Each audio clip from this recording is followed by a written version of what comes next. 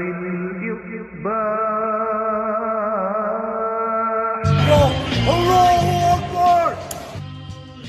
dong. Hello? Yes, that's right, infidels. You found us here, channelattitude.com, Hameen Media Group, where you get the most real talk, the best reviews of all your favorite wrestling shows from AEW and WWE, Impact, and more, because we're going to break it all down with the best staff in professional wrestling at HMG. So you don't need to go anywhere else, because there's no 5 stars here. There's only $5 face slaps, infidel. Hello, Akbar! So sign up today, channelattitude.com, Hameen Media Group, and join the Hameen Army for the most real talk in professional wrestling. YOLO!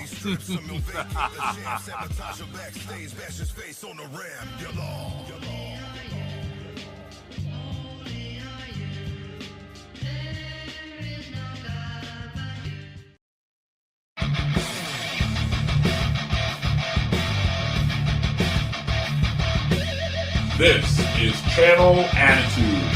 Your voice, your right, your freedom.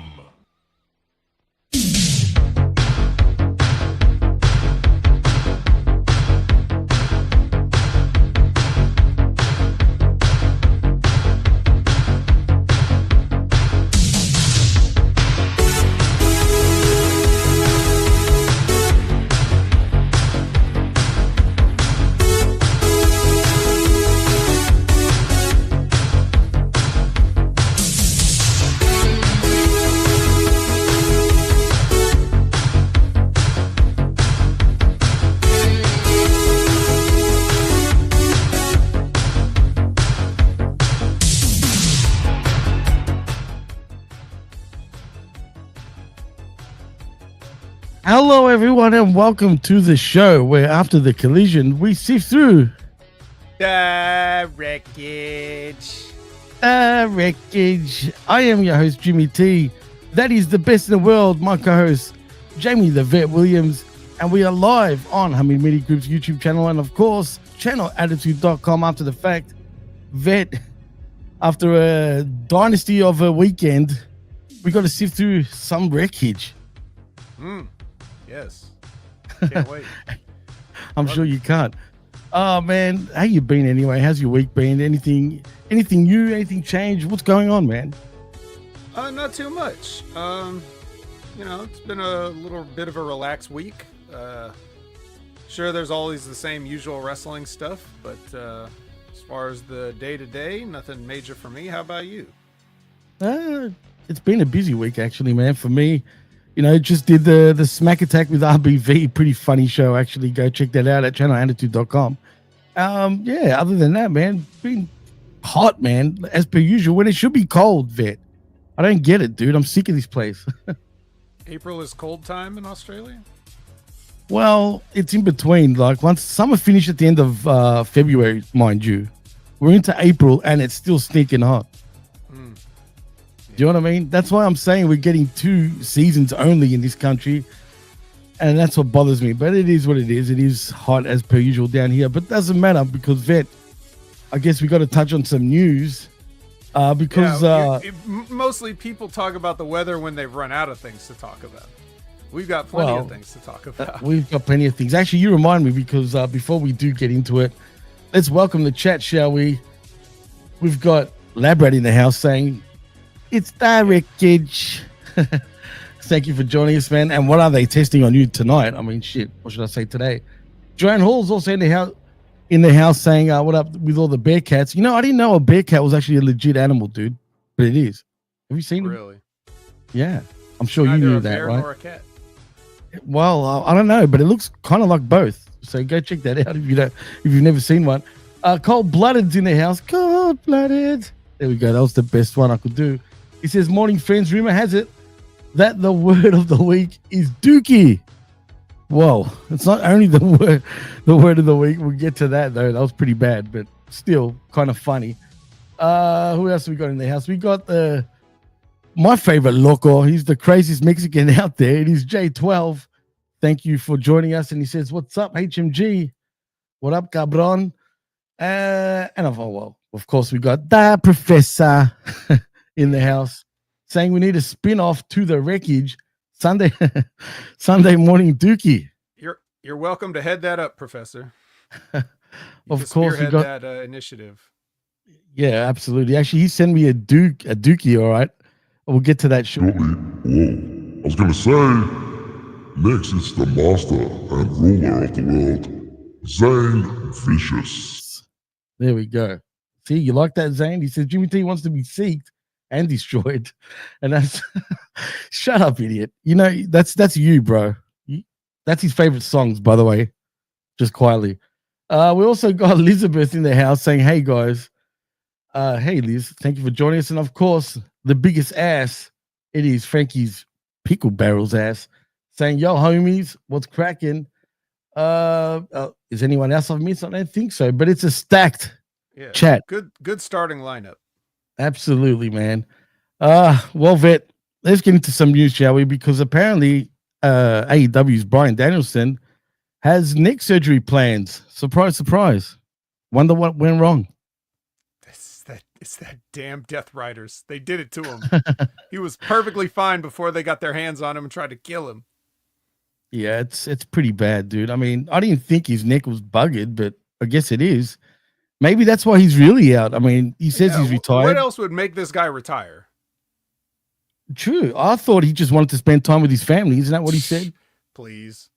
A wrestler wanting to spend time with their family? Are you fucking kidding? Yeah, that's true. Fair point. Fair point. Well, apparently this is what they have to say.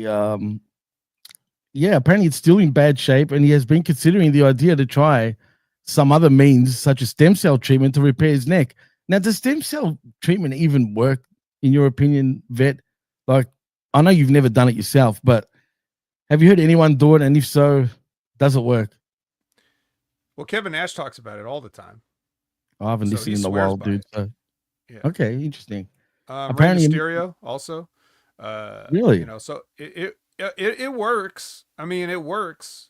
To what degree do you need to do it? Can simply getting stem cells fix a broken neck? No, I don't think so. I think you would still need the surgery, but it could definitely help with the recovery process and, you know, that sort of like, you know, but I don't think the stem cells can perform emergency surgery for you.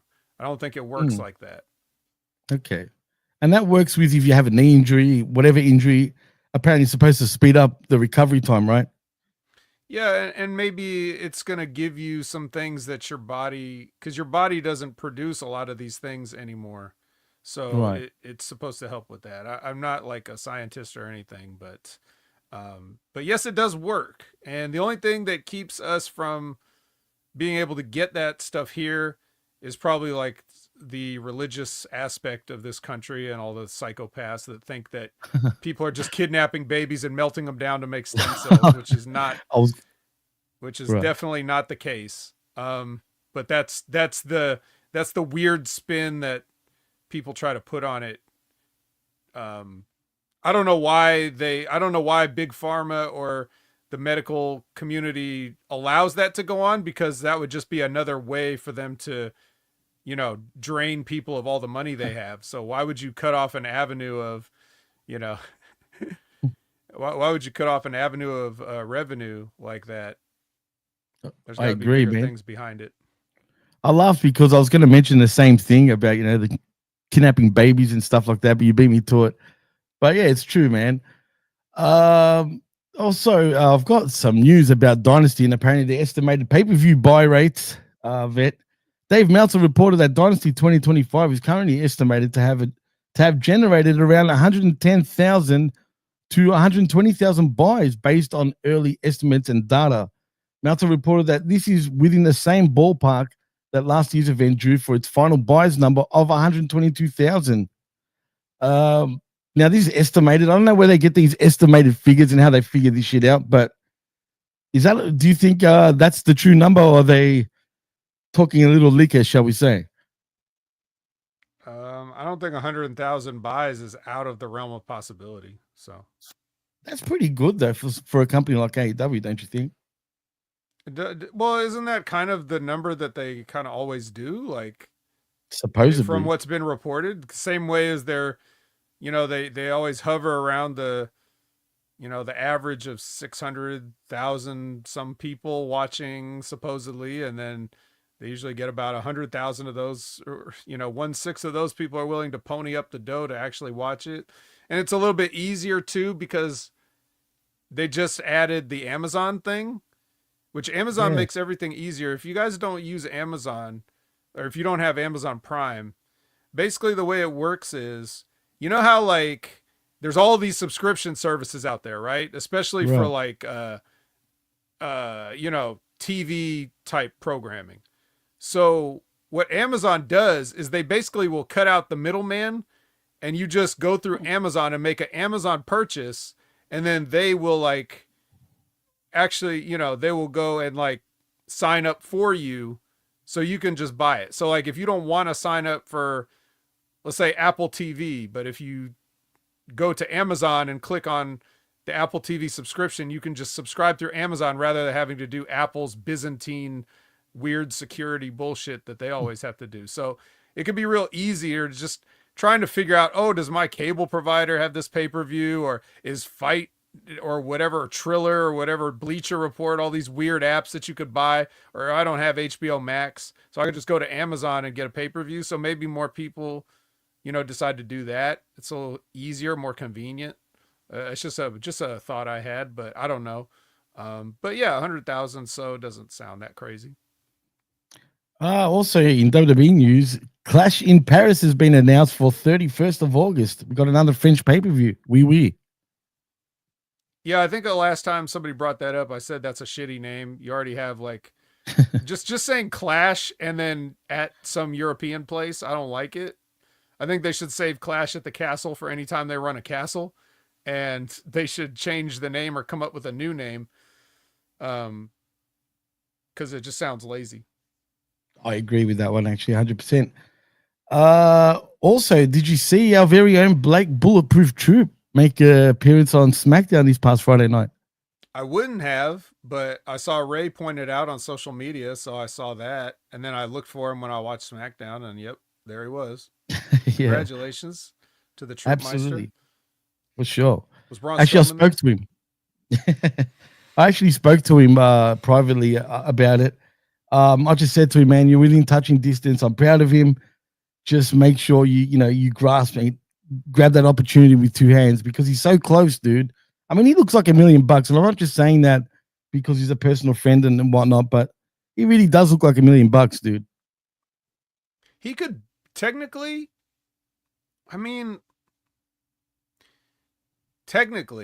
he could be like something that TKO could really use to promote the idea of this hybrid athlete, because he could just go fight. Like if UFC wanted to sign him to a deal, they could have him fight and then he could just wrestle the rest of the time. You know, if he wanted to do that, which that'd be pretty hellacious on your body. But we do know that Blake Troop is a little bit crazy, so he might be willing to do it. 100%, man. I mean, he's intense, man, but we're proud, man, and that's cool, man. It was cool to see him actually on SmackDown. But yeah, man, it's just congratulations once again, Bulletproof Troop. Also the Tiffany Stratton Charlotte Flair promo segment incident. Man, I mean, people are crazy, dude. Apparently Charlotte Flair, current WWE Women's Champion, Tiffany Stratton were involved in an incident on last Friday's WWE SmackDown show in Chicago, Illinois. The incident revolved around their promo segment going very off script, apparently, as Stratton bringing up Flair's personal life issues, including her history and failed marriages, and Flair responding back, implying Ludwig Kaiser was cheating on Stratton.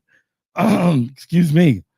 What the hell is going on, bro? This is getting out of hand. This is getting immature. Why is Flair saying stupidity like that, first of all? I mean, come on, dude. First of all, I don't believe anything that I hear about these things, because I can't trust the sources. Right. that definitely seemed like she was rattled by the stuff that Tiffany said. So Definitely. because that line about that's why whatever is in my DMs, that's why Kaiser's in my DMs, definitely seemed like one of those like no you are type childish little comebacks like I wasn't ready, so I could have come up with something better, but this is the best I had because you were trying to run away at the time. And it was just, the whole thing was awkward. I feel like Charlotte just went out there expecting something. If I had to guess, because what I really want to say is I don't care, let's move on. But just to give the people something, just to give you guys something to thank you for tuning in, I'll just say this. If I had to guess, what I think happened was because of that weird thing where basically Charlotte squashed her in that promo a few weeks ago, somebody loaded Tiffany up with some pre-planned lines that they didn't smarten Charlotte up about. Charlotte probably went out there thinking it was going to be one thing, and then it was probably mostly that. And then Tiffany got a couple zings in there and she was like, and then she tried to react and it was awkward and whatever. And as things happen when Charlotte goes off book, it normally gets awkward. See the Becky Lynch belt thing and many other things. So yeah, she doesn't handle that kind of stuff well. The improv, she's not a professional. So that's why we got what we got. Do I care? No. Does anybody care? No. And that's old news anyway. And what did they follow it up with on SmackDown? Fake fighting, in the parking lot and fake fighting in the arena afterwards. So, they're just going to be working together and they're just going to have a normal wrestling match. And if at WrestleMania things go off book, then maybe we'll be entertained by that. We shall see. Well, also, I'm sure you've heard about this, but apparently Jordynne Grace took a pay cut to sign with WWE. So Jordynne Grace's contract with TNA Wrestling expired this past January and had signed a new contract with WWE. Grace has been rumored to have been taking a major pay cut in order to sign with WWE compared to what she had been making before between her TNA deal and outside income sources. Fightful Select reported that their sources provided an update stating that Grace's current contract with WWE is for the main roster level type of money, apparently, and is more than what she was making in TNA. What's going on? First, there was reports that she was making less. Now she's making more. I'm starting to believe the latter, though. Why would she take a huge pay cut? Because let's be real, Vet. TNA surely wouldn't have been paying her that much. Probably not. And also, I think that's more of a old regime thing of like, what we're giving you is an opportunity. That's yeah. That's more like the last group of people. I suppose it's still possible, but no, I don't think. The other thing is, again, see my comment about the last news article. I can't trust these sources because nobody knows anybody's money. Number one, I know they don't. The wrestlers, I don't care how tight they are with these dirt guys. Like everybody's got their sources and they dish on stuff to different people, whether it's Sapp, whether it's Keller, whether it's Meltzer, whoever the guys are. Like all those guys, they have their guys that they talk to and are willing to talk to. But I would venture to say approximately 0% of those wrestlers ever tell those guys exactly what they make. I agree. 100%. And you're why not supposed to talk that. Right, exactly. Because that just causes trouble in itself, man. You know how it is. In every workplace around the world, I'm sure.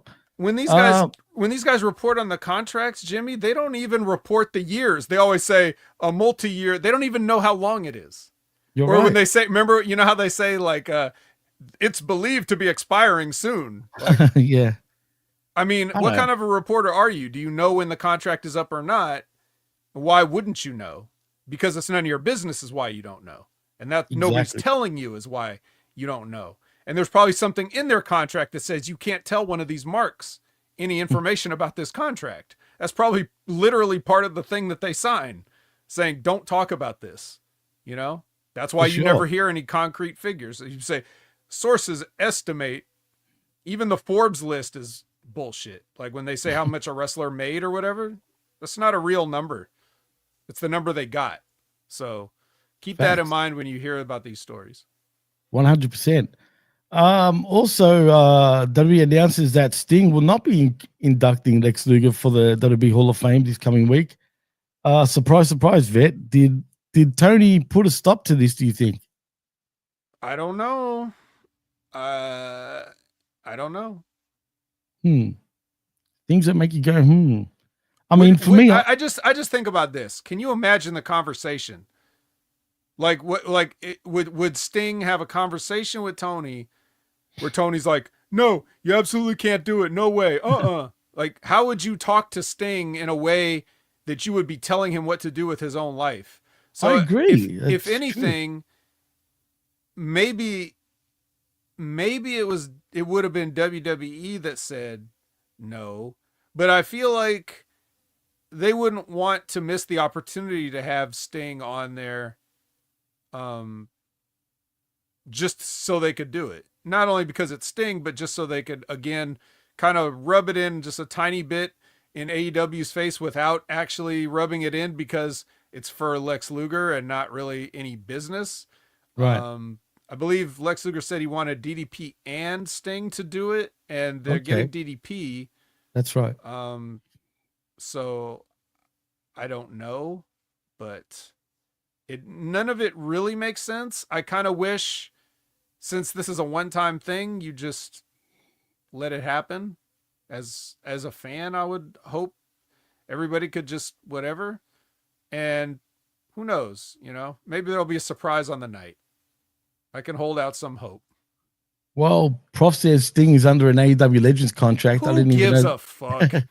What kind of come on, Professor? You're not a mark. Nobody gives a fuck about. Do you realize that Rob Van Dam wrestled for AEW like 5 times under a WWE Legends deal?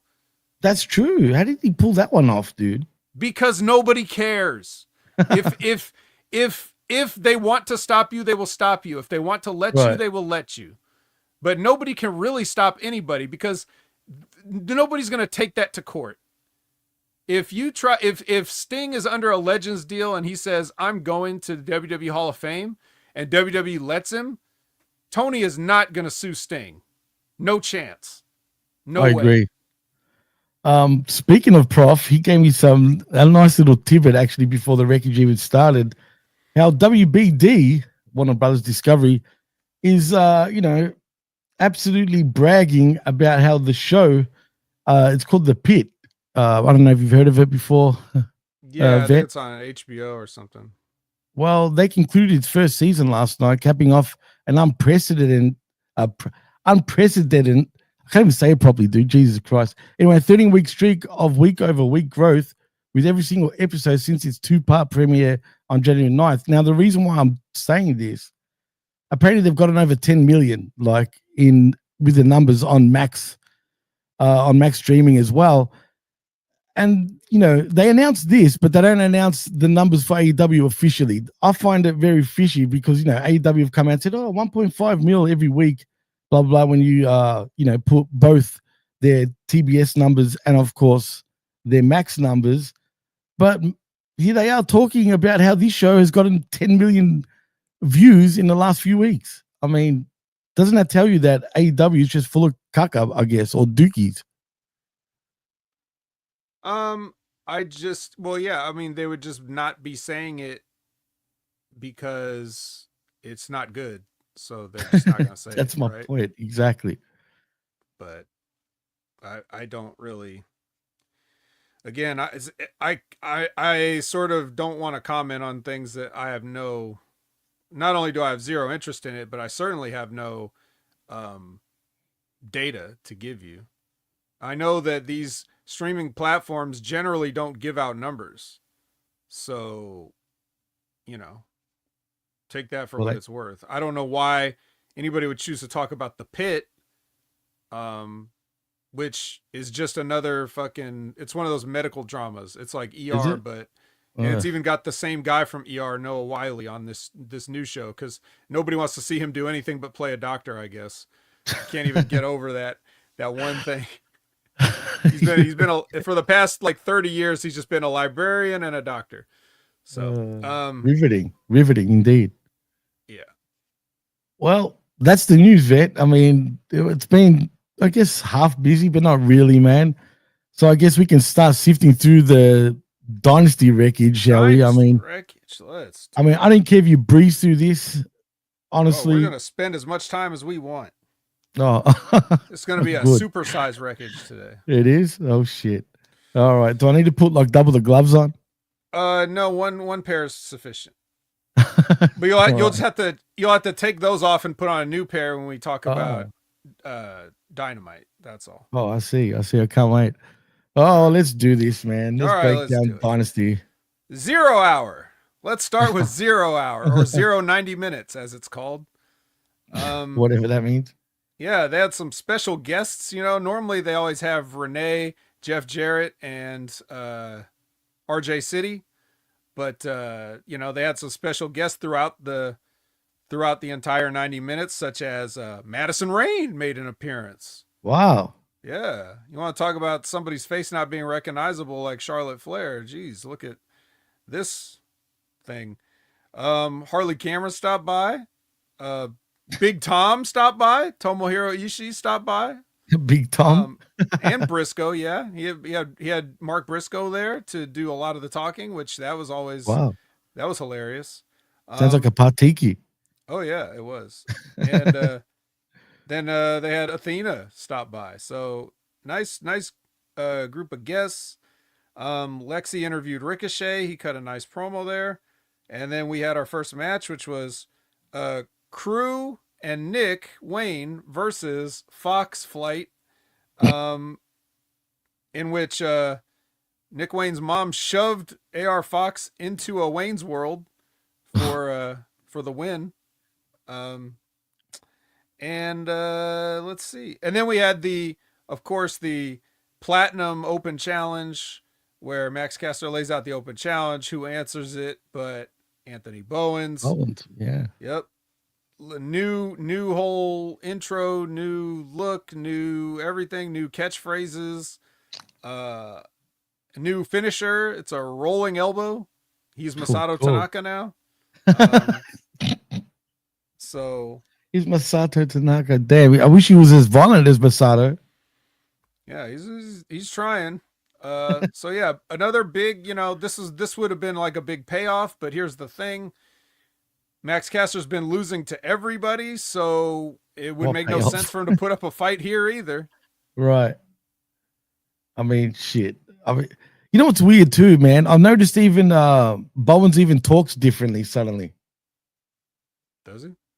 Yeah, if you see the press conference, you understand. I don't want to really say it, but yeah, he's gone a little softer, it seems. Well, when he's not yelling at the top of his lungs, he's normally a soft-spoken guy, so I don't know. But anyway, that was the 90 minutes. And now we can get on to the main show, which starts off with Will Ospreay versus Kevin Knight. Of course, this is a tournament match, the Owen Hart Cup. And we had to get this in so that there was a nice little match. It was just something to get the people excited. Were you excited, Jimmy? Oh, yeah, I was pumped. This is exactly what I was expecting anyway in the match, to be fair. I mean, we got what we were going to get. It was a good match if you just put all the shit aside, if you know what I mean. And cool. I mean, they see something in this kid, that's for sure. And I'm not talking about Ospreay. Yeah. Although I guess they see something in him too. Well, they probably see him as the guy to end the reign Moxley. of terror. Oh God, I hope not. But you know that's what's going to happen, 100%. Well, who else really? At this point, you're right. Anthony Bowens. That's who will do it. Can you imagine that? Oh boy. Yeah. So anyway, yeah, Hidden Blade from Ospreay. He doesn't even need the Stormbreaker for the kid. Okay, now it's the Learning Tree versus the Hurt Syndicate.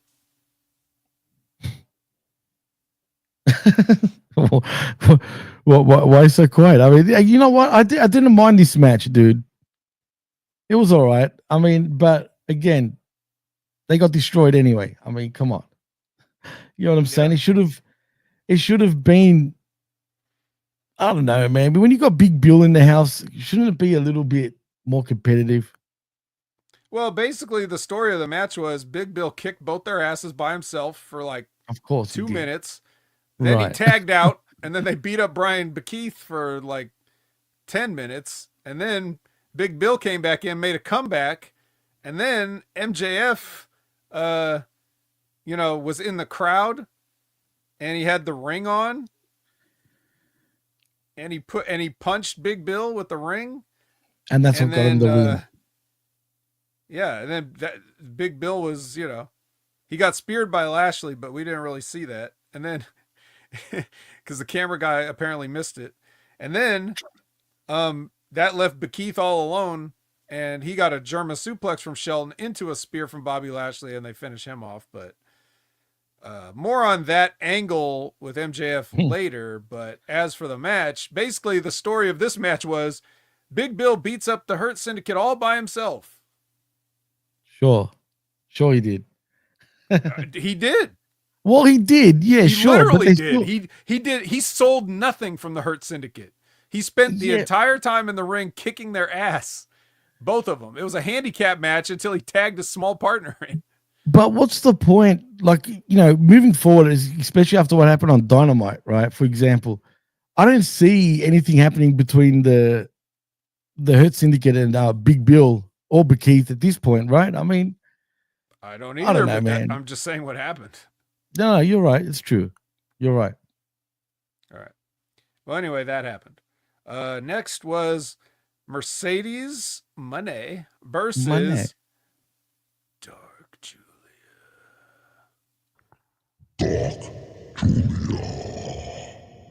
Yeah. Why? Tournament. That's why.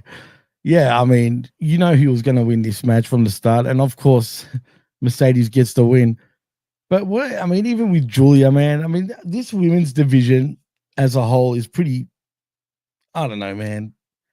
They need to build up more women more credible women that could actually maybe beat Mercedes. You know what I'm saying? But I don't know. It just seems weak. Mercedes does get the win. I still think she'll probably win the whole lot, in my opinion, anyway.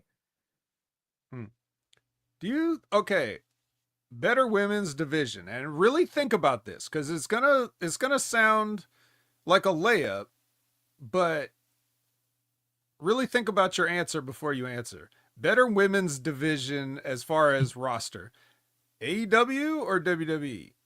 No, I'm talking about AEW. I'm asking you. Oh, who's got the better women's division? You're saying, right? Oh, Not sorry. Take into account what they're doing and who they have. So we're not talking about just by names here. We're just talking about as a whole, correct? What do you see as their talent, actual talent, versus what they're putting on the screen? Who's got the better division? Fuck. Right now, they both kind of suck, dude. Like, to be honest. Who sucks? You know what? I'm more intrigued though on WWE side. And I'll tell you why. The thing that saves WWE and why I give the nod to WWE, believe it or not, is the Naomi Jade sort of feud. I'm actually intrigued by that. Mm-hmm. So, and it's kind of compelling compared to anything that AEW is doing. Is there anything really compelling on the women's side of things when it comes to AEW? No, but that's beside the point of what they're, do they have better people than, first of all, they already had Jade. AEW did. That's true. Yeah. And is Naomi interesting other than this one angle that they're just shoehorning her into, which doesn't really seem like, she's doing okay with it, with her promos and whatnot, but it's still kind of corny. They just make it like WWE has a way of presenting things that make you feel like it's better than it is. And AEW has a way of taking layups and just bricking them, That makes me laugh. They do a lot of layups that absolutely get bricked. Not just in the women's. Let me put it to you a different way. And I'm asking everybody this now. Who, if you were booking, if you had a pencil any of you, everybody, Zane Vicious, Liz, Labra, everybody, if you had a pencil, which roster would you rather book? Just answer that, and then we'll move on while you guys answer that. But yes, they did a lot of weird ground submission grappling to end this match, which ended with Julia getting rolled up. But she didn't keep her shoulders down. So again, that's the advice I give to these young wrestlers. When you get pinned, make sure your shoulders are down. I mean, obviously the person pinning you should try it. You know, try to hold your shoulders down for a shoot, especially if it's the finish. But Don't if be they're lazy. not doing it, put your own shoulders on the mat, please, and stop making the referees look bad. The AEW doesn't need any help making the referees look bad. So, you know, don't you make it worse. I agree, man. And just quietly, I'd rather book WWE's women's division, actually. Just quietly. Okay. Only because it just seemed more stacked. There's more to I do. mean, you think so, but Perception-wise, it definitely I feels look WWE's at- more stacked. I think I look at WWE as having a lot more dead weight. On the women's side, of course. Yeah, I mean, yeah. there's a lot. There's a lot, dude. I mean, how many women have And they got AEW, signed? every woman I see in AEW, for the most part, I'm just end up shaking my head, not because of anything they're doing, but everything the company's not doing. Like, you got this person, this person, this person, this person, and this is what you got. You know, so like it's and it's killing them, and it's killing their their stardom as too, usual. man. As usual, it's a question wasted on Zane Vicious because he doesn't ever answer anything. So it's always a waste to ask him, but I just threw his name out there because, you know, I know he's here. So Stat boy. yeah. Yeah. Can't give me any stats. Can't give me a either or answer. True. Very, very, Yeah. give us an answer, bro. All right. Now, rated FTR versus the Death Riders for the Trios Championship is your next match. And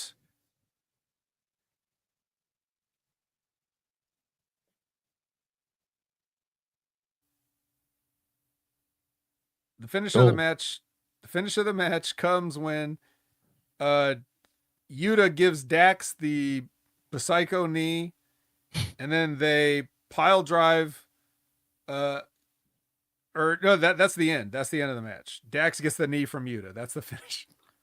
That's weak, dude. Very Dax, weak. The axe accent taken down by Brian's move. Yeah, and then of course, you know, this is where the main thing of this is the turn, right? That's what we all expected. That's what we all want to see. So Axe the Axe gives Cope the pile driver. And then and then Cash pretends, or did he pretend? So we don't know. Maybe now we know, but at the time we didn't know. He pretended to be upset. Like pretended he wasn't upset. Right. So, yeah. And then he's like, and Axe is like, let's come on, concerto him. And he's like, no, I'm not going to do that. How could you do this to our friend? And then he's like, here, let me help him up. And then so Cash and helps Copeland up, and then they go right into the shatter machine. So he's like, and then yeah, why'd you pile drive him? No, I'm not going to give him a concerto. I'll hit him with our finish though. And then they spike pile drive him. And then they give him a concerto twice. So they pretend they're bad actors. That's what I have to say. Well, one of them is anyway. But this is stupid, man. We've been calling this for how many weeks since the beginning of these guys actually sort of teasing about becoming heel. It was the weakest heel turn I've ever seen in my life, dude. For real. Piss weak, man. No sort of drama like about it. It's just they just did it. You know what I mean? For whatever. We're heels now. Cool. So you didn't bite on Cash pretending to be concerned about? Oh, of course not. Come on. I'm sure you didn't either, Vet. I mean, did anybody? I mean, we've been saying this for weeks, dude. And what was going to happen, and it's exactly what happened. That's the problem with AEW. You can see them from a mile away, dude. Well, they definitely telegraphed the turn. It's just, Did they though? yes, you literally just said they did. So what's your point? I know. That's true. Sorry. Whoops. I'm dripping all over myself. So yeah, look, like you said, we knew it was coming, and you couldn't turn just one of the team, so you had to do this. But now you got Edge and you got these guys. So now what? Please don't tell me they're going to try to find some way to bring Christian into this, because that's going to make even less sense than this turn. That's exactly what's going to happen. We're going to get Edge and Christian against FTR, probably at All In. Oh my God. So I think they'll stretch it out literally between like now and All In. I'm going to assume they will, just so it makes some sort of sense. Otherwise, it really doesn't. You know what I mean? So how is that going to work, though? Is Edge going to become Christian's son, or is he going to get Christian to leave his whole family behind? Because is that why Nick has been bowing up to Christian? Because this is a breakup coming? Yes, that's exactly right. It's exactly why. Man, this is brilliant. Brilliant. As a matter of fact, does Edge even have a father? I don't think he knew his father. That's true. So, man, this is actually the best booking. I didn't even think of it. Oh shit! All right. Next is the Megasis versus the what? The Timelesses. The Megasis. Yeah. He gets a Timelesses. So we got an unstoppable Wonder Woman versus a starlet from literally 100 years ago. Yeah, true. She must be pretty old. I don't know how she can still go in the ring. But one thing is, what I want to say about this, can I ask, why did they build up Megan Bayne for? Like, why? Well, to make you think she was going to win. Yeah, but don't you feel it was a big waste? Like, I would have actually gone with Megan. I know she's not ready. Really, she shouldn't even been in a title match, in my opinion. Well, who's ready? Well, true. But potentially was actually good in the ring. I would have made her run over Tony and literally get the title and continue this little push that they were doing with her. But now she's got a blemish on her record and I can't take her as serious anymore. But whatever. I mean, it was a quick sort of little streak and she couldn't get the job done. I did also call that the reason they were getting over all these Tony Storm roll-up finishes is so they were going to do this. If you remember, this is exactly what I said would happen. So, and that's exactly what went down. Yeah, she used a large package to defeat Megan Bayne. But yeah, well, there's a couple notes. Well, first of all, Penelope tried to interfere a lot until Luther carried her out. And then there was a spot where Tony gave Megan a spider German suplex and almost broke Megan's neck. First of all, I didn't know there was a spider German suplex that even existed. You didn't know that? So it's when they're both on the top turnbuckle. Who does this? Togi Makabe does it. Oh yeah, I've seen it. He hooks his legs on the top turnbuckle and German suplex him off the top backwards. Stupid. Just like the buckle bomb, stupid. And we'll get to that eventually too. But well, anyway, yeah, only because there's so many ways you can go wrong with that move. What happens if your feet slip, for example, and not hook the turnbuckle properly, if you know what I mean? Yeah. What if anything? Well, that's true too. Yeah. So also, in addition to barely surviving that, which I think it's pretty much Megan's fault. She threw in Takeshita's finish in the middle of her stuff for like a 2 count.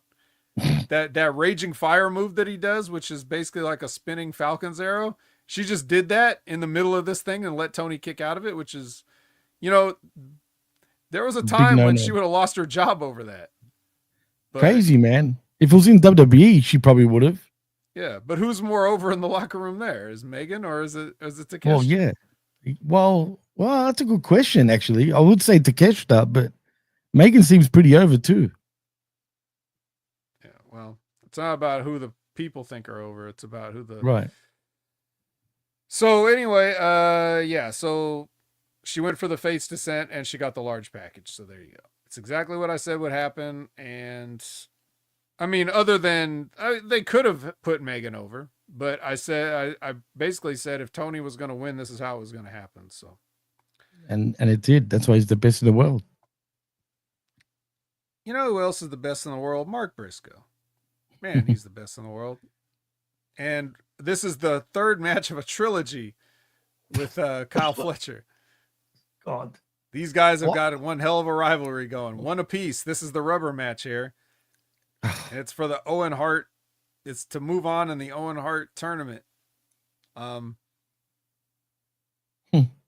Exactly. Unfortunately, our boy doesn't get the win. But wouldn't it be great if he did? Imagine the story if he actually went all the way and won it. Just say for his brother, even. Right. But instead, they screwed Kyle up. Fletcher ain't winning it. No, definitely not. Absolutely not. You could do that here. You could beat him here and make it just a thing of like, I guess Kyle Fletcher is really good, but Mark Briscoe just has his number. He can't beat Mark Briscoe. And then you move on. And then if Mark Briscoe goes on or whatever, which he's not going to, it's going to be Will Ospreay, but at least you could get somewhere. Jesus, man. Do something with him. Yeah. They could have told a great story, bro. Even if you made the finals, say, right. And just lost, like, in a spirited sort of match. But no, they don't think. So, unfortunately, that's on you, TK. God damn it.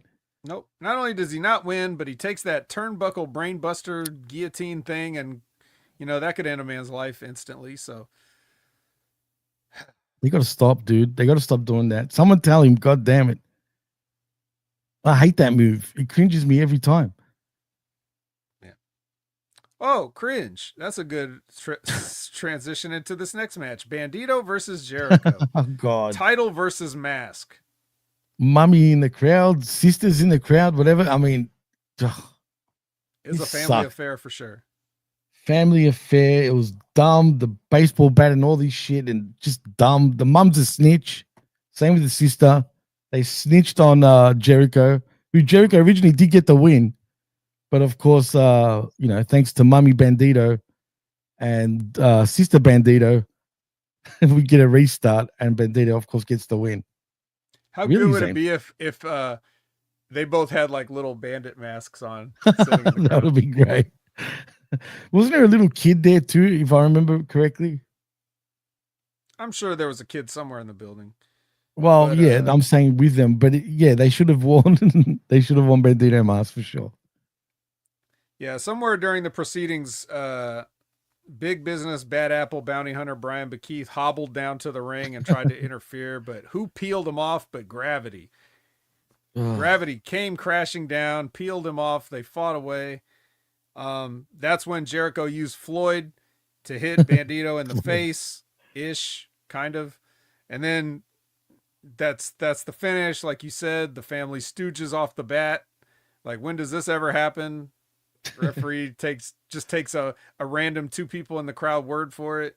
And then, Aubrey and Bryce both look for it and find it and restart the match. And Bandito hits a 21 plex and new Ring of Honor champion for the, third time now?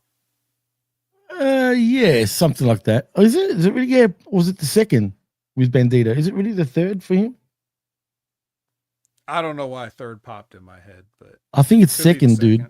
I'm pretty sure it's second. I could be wrong. Stat boy, tell us if I'm right or wrong. Yeah. I'm gonna guess he won't.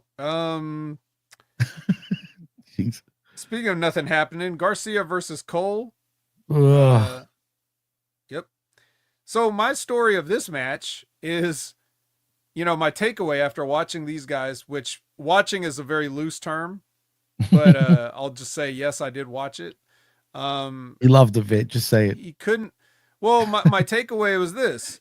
So Adam Cole couldn't beat him in 20 minutes, but he can beat him in 15 minutes.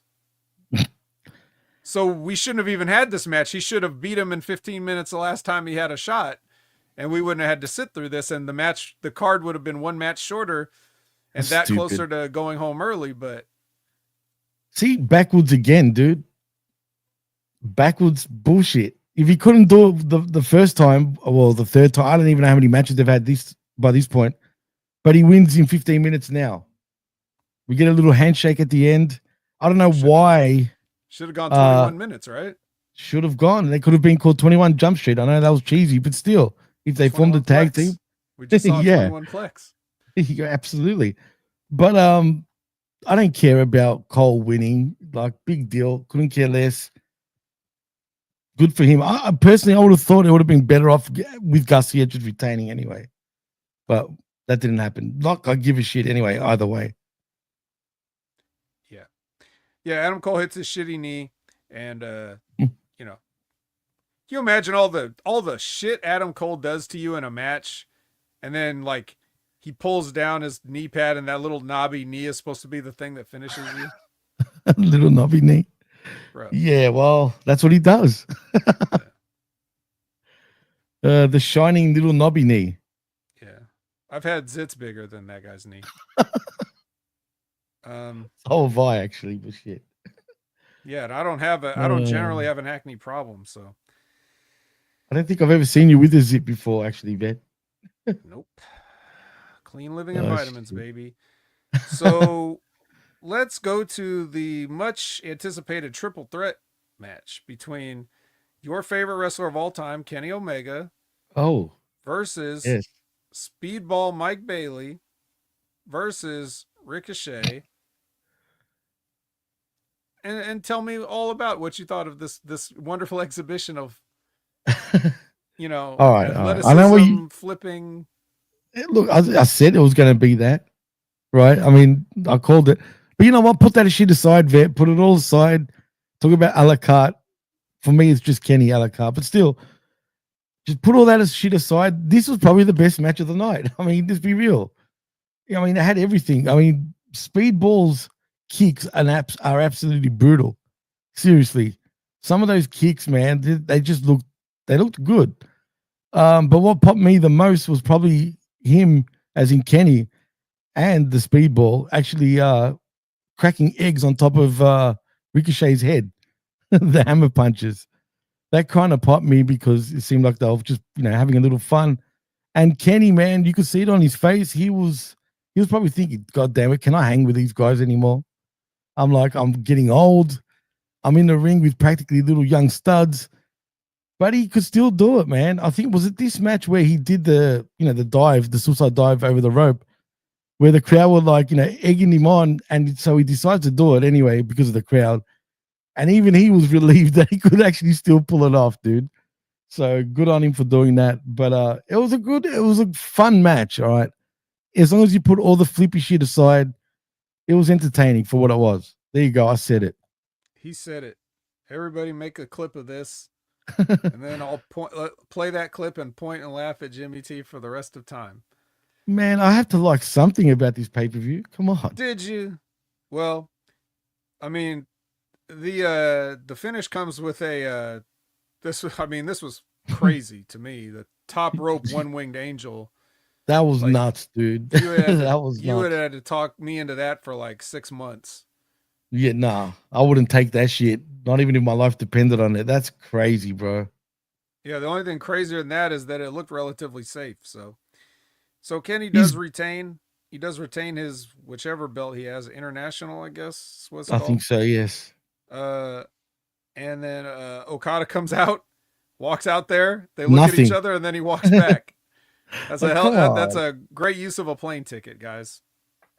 I know, that's sad, true. I mean, how sad is that? I was expecting something sort of riveting. Nothing. I mean, literally, there was nothing. Nothing was said. I hope they shot pre-tapes with him for like the next 3 weeks, just so he won't have to come back for a while. I hope so, but they love wasting money, so I doubt it. No, and we already know he comes back. So, anyways, time for the main event. It's Swerve Strickland versus Jon Moxley. Well. Yeah, nobody, I don't think, really was in the mood for this, other than in the sense that they probably just wanted to see if Swerve was actually going to get this win. And God, hell no. I even said that he wasn't going to win. And you know what's even sadder, bro?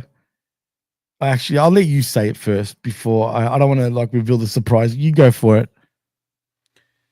well, so whatever they do with the match, it's the start of it is just wrestling, which we already talked about, whether it was on Next Level or Monday, or I Like It Raw, whatever show we talked about it previously, where you have these two psychopath guys that are known for going way over the line, and then they just start wrestling to start with. It's kind of funny.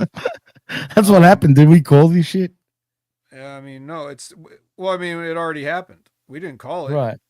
We just exactly. pointed it out, but They went anyway, backward. yeah, eventually they start fighting, and then, by the end of it, Paul Turner, he eats a chair that gets thrown at him. So that opens the floodgates. Everybody can come in now. Hang Person comes in, Death Riders come in, the Ops come in. Basically all that stuff happens. And then the lights go out. And then It's Sting. Everyone thought it was Sting. Can you believe that bullshit? He's not going to the Hall of Fame, but he's coming here. Boy. Everybody runs in, the lights go out, Young Bucks in the ring, come back up, BT Didn't I mention trigger on this? Swerve. Didn't I mention the Bucks were due to come back? As a matter of fact, just like a couple of weeks ago or this week, it felt like they were coming back. And yeah, surprise, surprise, here they are. And here they are. So BT trigger helps Moxley retain the championship, and we are left with questions as Dynasty goes off the air. Right. Questions. First of all, how dumb is Swerve? And I'm not talking about how he mentioned Booker T. That's another thing altogether. But the fact that, when the Bucks were holding his hand, or his hands, right, he's sitting there going, no, please. I mean, shouldn't he act like angry or some shit? Not like begging to not get like V-triggered? Yes. Anything but what he did.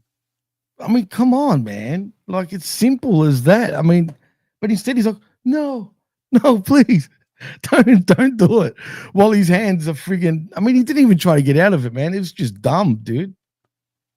Ain't nothing like wrestling acting, boy, let me tell you. Jesus Christ. And on top of that, the idiot, and we already spoke about it, but I just wanted to say it one more time. Instead of, saying, I'll try harder for you guys next time and whatnot, he says, fuck Booker T.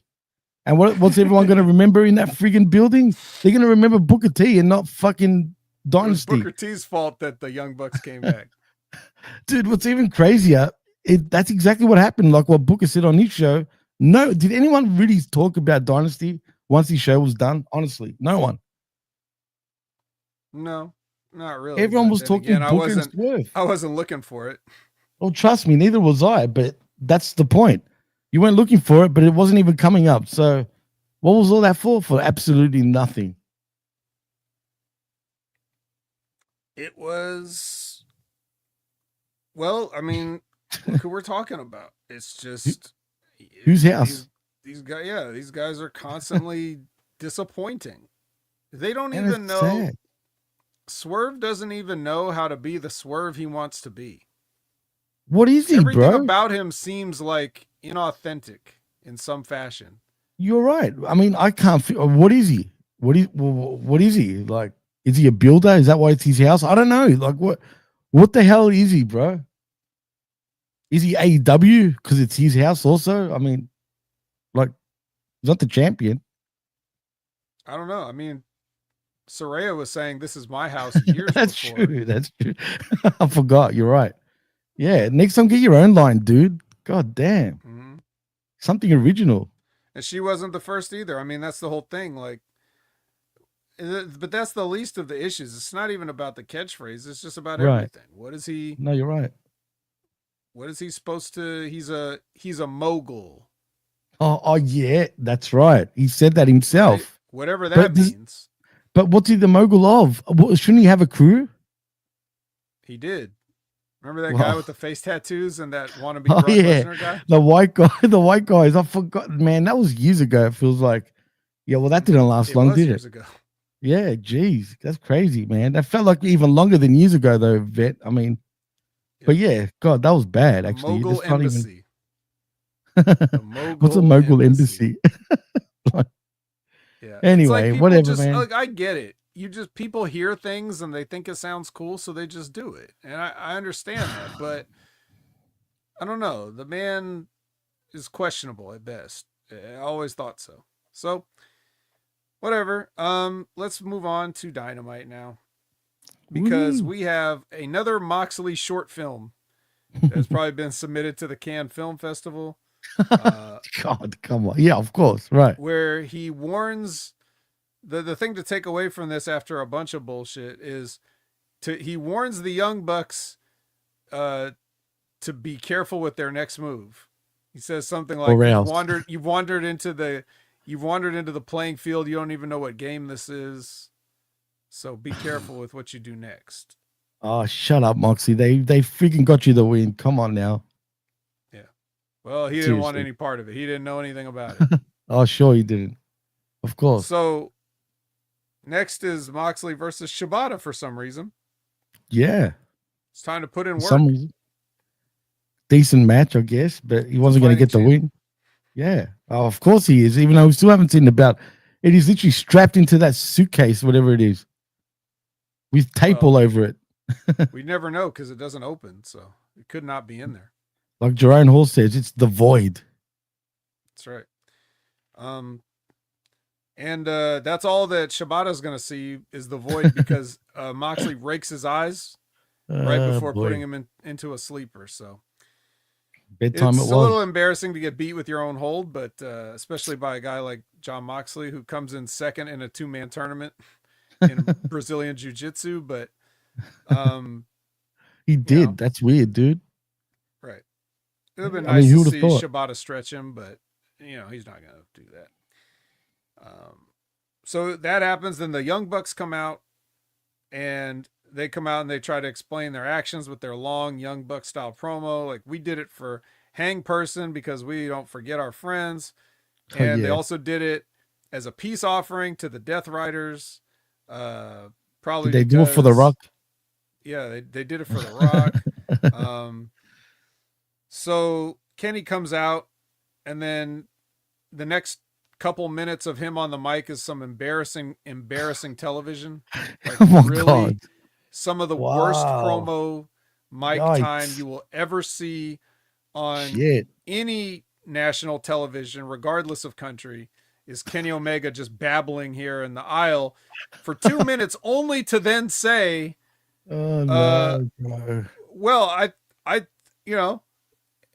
think we should just fight. Like, why didn't you just do that then? Why did you come out here and just meander around for like, this is absolutely awful. Then Okada comes out and he is I don't know what the fuck this jacket is that he's wearing, but this is the shits. You want to hear me talk bad about Okada? It's going to be this outfit he had on. I was like, what? Who dressed you? Wow. Terrible. Maybe no man came out dressed like this. Oh, it didn't fit. It was ugly. Just whatever. Wow. So just when it looks like it's going to be bad for Kenny here, and it's going to be like all these guys, it's going to be Young Bucks, Okada, and everything against one guy. Here comes Swerve and Nana, and Swerve has a chair, and everybody runs from the chair. And then he gives Kenny a fist bump, and then he says, it's buck hunting season, and Pac blindsides him out of nowhere. Because guess what? We have a match right now. It's Pac versus Swerve. And the only thing that swerved in this match was Pac's ankle after he took that buckle bomb. Yeah, man. On his foot wrong. No more buckle bombs for crying out loud. Haven't they learned yet, man? That move seems to hurt people every time. But We heard people. they, Heard people. but like the professor says in the chat, suffering succotash, Dookie promo. Did you notice the crowd laughing, dude? The way they were laughing at this shit. Yeah.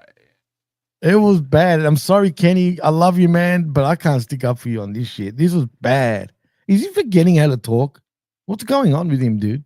I mean, you didn't really ever know, and he cut a lot of promos in Japanese, so we didn't know how bad it was. True. Well, maybe he should stick to Japanese then next time. Yeah, maybe he should. But I mean, I'd rather not understand him than hear this shit. yeah. So anyway, yes. So Pac messed up his foot or ankle on this buckle bomb landing, which is probably the last body part you'd expect to get hurt in a move like that. That is weird. It just goes to show you anything crazy can happen.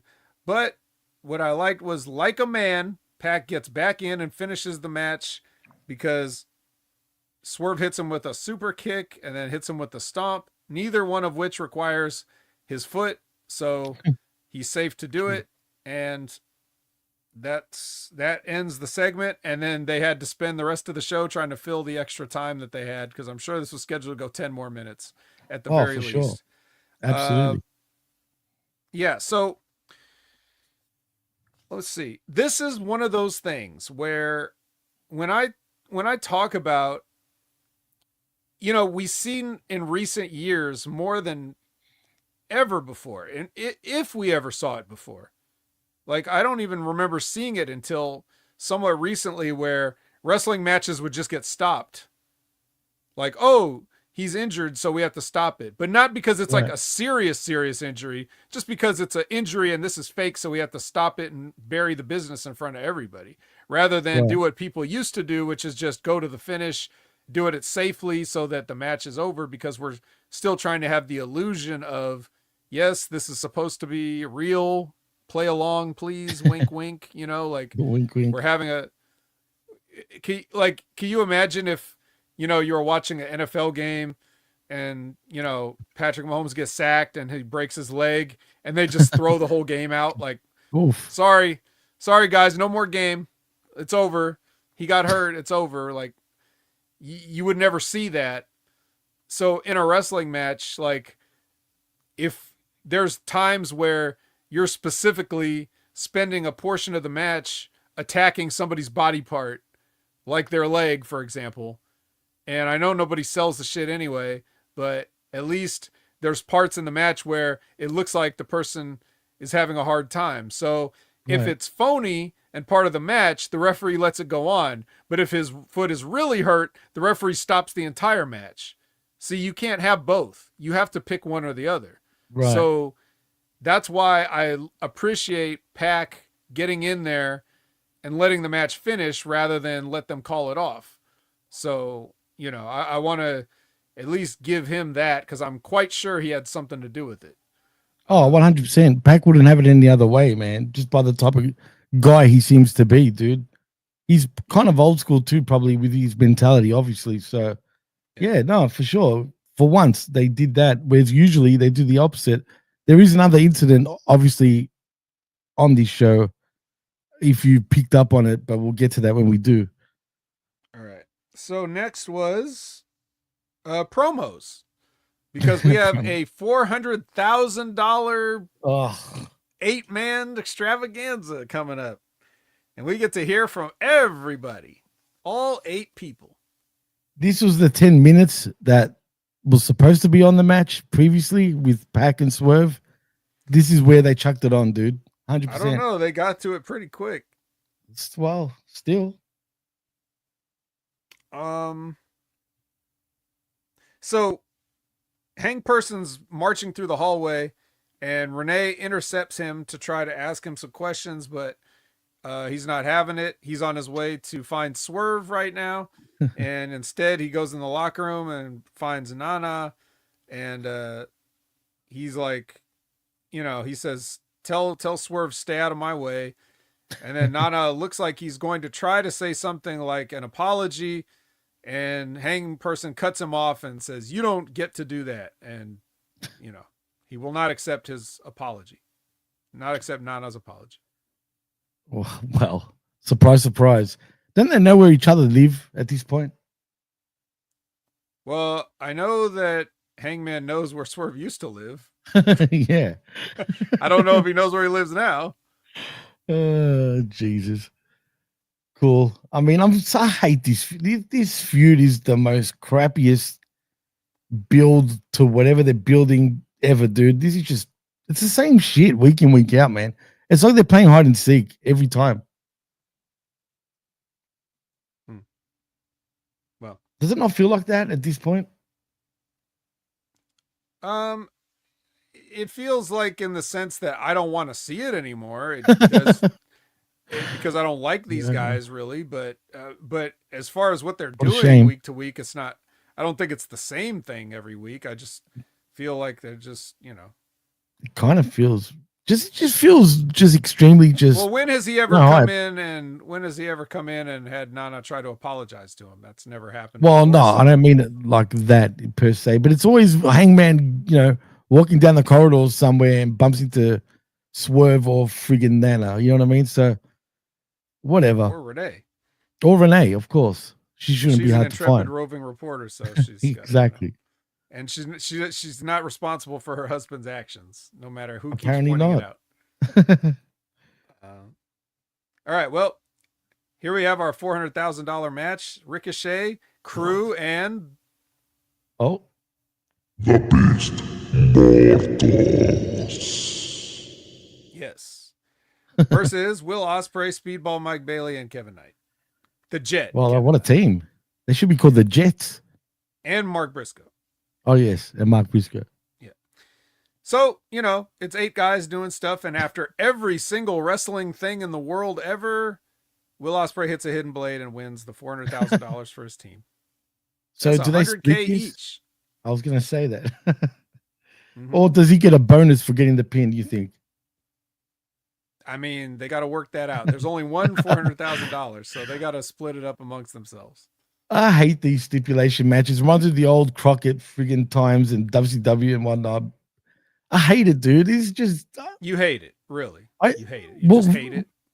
I just because it's not realistic. Do they, you know, at least have it make it be? I don't know, man. Don't even have a money on a pole match in the first place. I just don't like it. What? Okay. Well, it wasn't on the pole, but you know what I mean. I'm not sure I do. I'm talking about don't have a match for money. The last time they ever did anything where there was like a pot bonus for a match. I think they've done it one other time, didn't they? One other time, when? I can't remember. I can't tell you when, but it feels familiar though. Yeah. Well, you know what? This is kind of so Tony Schiavone. For some reason, they decide that they want to give him a moment to say how he thinks that this whole FTR thing is the most dastardly, despicable thing that he's ever seen in the history of wrestling. Wait. Worse than the Death Riders? I was going to say, not just the stuff that's happened in the past year, Jesus. but which doesn't even include like people getting set on fire, people going through glass, people going through Crimea River glass, or any of the other stuff that happened before a year ago. But yes, and not anything that happened all throughout the history of WWF and WCW that Tony Schiavone worked in. But them hitting a wrestling move and hitting a guy with chairs is the worst thing that Tony Schiavone has ever seen. It stings. That's what he should have said. I mean, geez, the FTR are just fully the worst motherfuckers on the planet, it seems. Ever, according to Schiavone. Again, dumb. More on that later. Right now, we're going to a Hurt toast. They're celebrating their big win at Dynasty. Max comes out, tries to join in. He lines up. Yeah. Bobby Lashley gets extra angry. Wants him out of here. MVP wants to put it to a vote. And Max does not get the required amount of thumbs that he needs to be a part of this group. So, yeah. Thanks to Sheldon. As of now, he's out. So, how's he going to prove his way in, Vet? What does he have to do? Obviously, helping him retain tag bouts doesn't work. I mean, so what's he got to do? Well, Lashley's rationale was that because he left Big Bill standing, right, and Lashley had to finish the job cutting him down himself, that really wasn't helping that much. You can make an argument, I guess, sort of. Yep. Well, I don't know. I mean, Shelton kind of likes him, so even though Shelton gave him a thumbs down, I think he may regret his thumb decision, but we'll talk about that shortly. First, we're going to talk about Renee with Megan and Penelope. And Megan says that at Collision this Saturday, someone's going to bow down. Is it didn't Ice Cube and the West Side Connection say bow down? Yes, they did. So who's bowing down next time? And what does bowing down mean? Did they have to like get on their knees and literally bow down? Yes, because she's the queen of Themyscira, so I assume she expects a definite bowing. From Thessaloniki, no less. Yeah. Okay, now we have another match. It is, I believe this is an Owen match, and Timeless Tony Storm's on commentary for it. It's Chris Statlander versus Thunder Rosa. Forget the match. What was entertaining for me was Tony's commentary, dude. She was popping the commentators the whole time. She was on fire, dude. Especially what she said about Shivani, about she lost 2 inches, but then when she saw Tony, she gained 2 inches back. That popped me, bro. That was fucking funny. All I cared about was hearing her just pop the commentators during this match. Couldn't care less about the match itself. Yeah. Yep. I mean, that was definitely the highlight of the match. Of course, there was a match going on, and I will say that surprisingly to me, they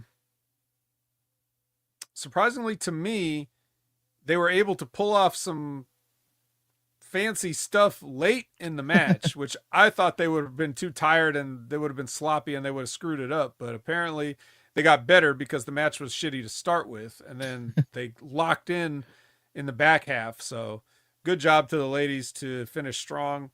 Chris Statlander hits the Saturday Night Fever. Saturday Night Fever. Yeah, and then she moves on in the Owen tournament. Congratulations to Chris Statlander. Congrats. Don Callis predicts a Proto Sheeta final for the Owen tournament. Surprise, surprise, right? Yep. But and that's he also happen. says the family is accepting applications. Oh, and what does that involve? What sort of application would I have to write up?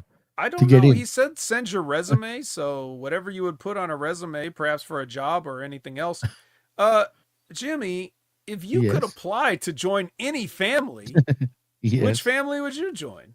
Oh, of course it would be the Callis family. Oh, really? Yeah, I'm going to actually send in my resume more so right than now. Say the Musk family or the Bezos family or nah, Callis family. Like much you don't better. Want to apply to any of those families? No thanks, especially the Saudi family. I don't care how much money they've got, but it's all right, man. I'd rather like chill over here. But I'm going to send my resume right now, Vet. Actually, I might as well do that. Well, that's when you're here, your family. All you got to do is show up. Their application is not stringent at all. We're already family. Come on, dude. Tony D will be there. Reading they wrestler profiles in the basement. You just ruined it for me now. But no shit. I'm gonna send a resume for real to Don Callis. I'm gonna do it. Does anyone know? Does he have an email? Anyone know an email of his? Sure, he has an email. Maybe I can DM him on Twitter. I'll check that out right now. Yeah, do that. Okay, Undisputed Kingdom promo. They are the Paragon. That's a way better name than Undisputed Kingdom. They probably should have thought of that years ago before they started calling themselves Undisputed Kingdom. Didn't they still call themselves Undisputed anyway at the end of that promo? Yes, but that's because they had to. Right. So the Paragon, that's what we're going to get officially moving forward. That's all I really heard after all the babbling these guys did in this promo. I just heard them try to get that over as a catchphrase. Well, if you don't know what the Paragon means, it just means that you're like, you know, like a shining example or like a perfect example of something. So apparently they're the perfect example of pro wrestlers. Okay. That's not your perfect example of pro wrestlers, but no, cool, I mean, it took you how many tries to beat Daniel Garcia, for fuck's sake? Oh.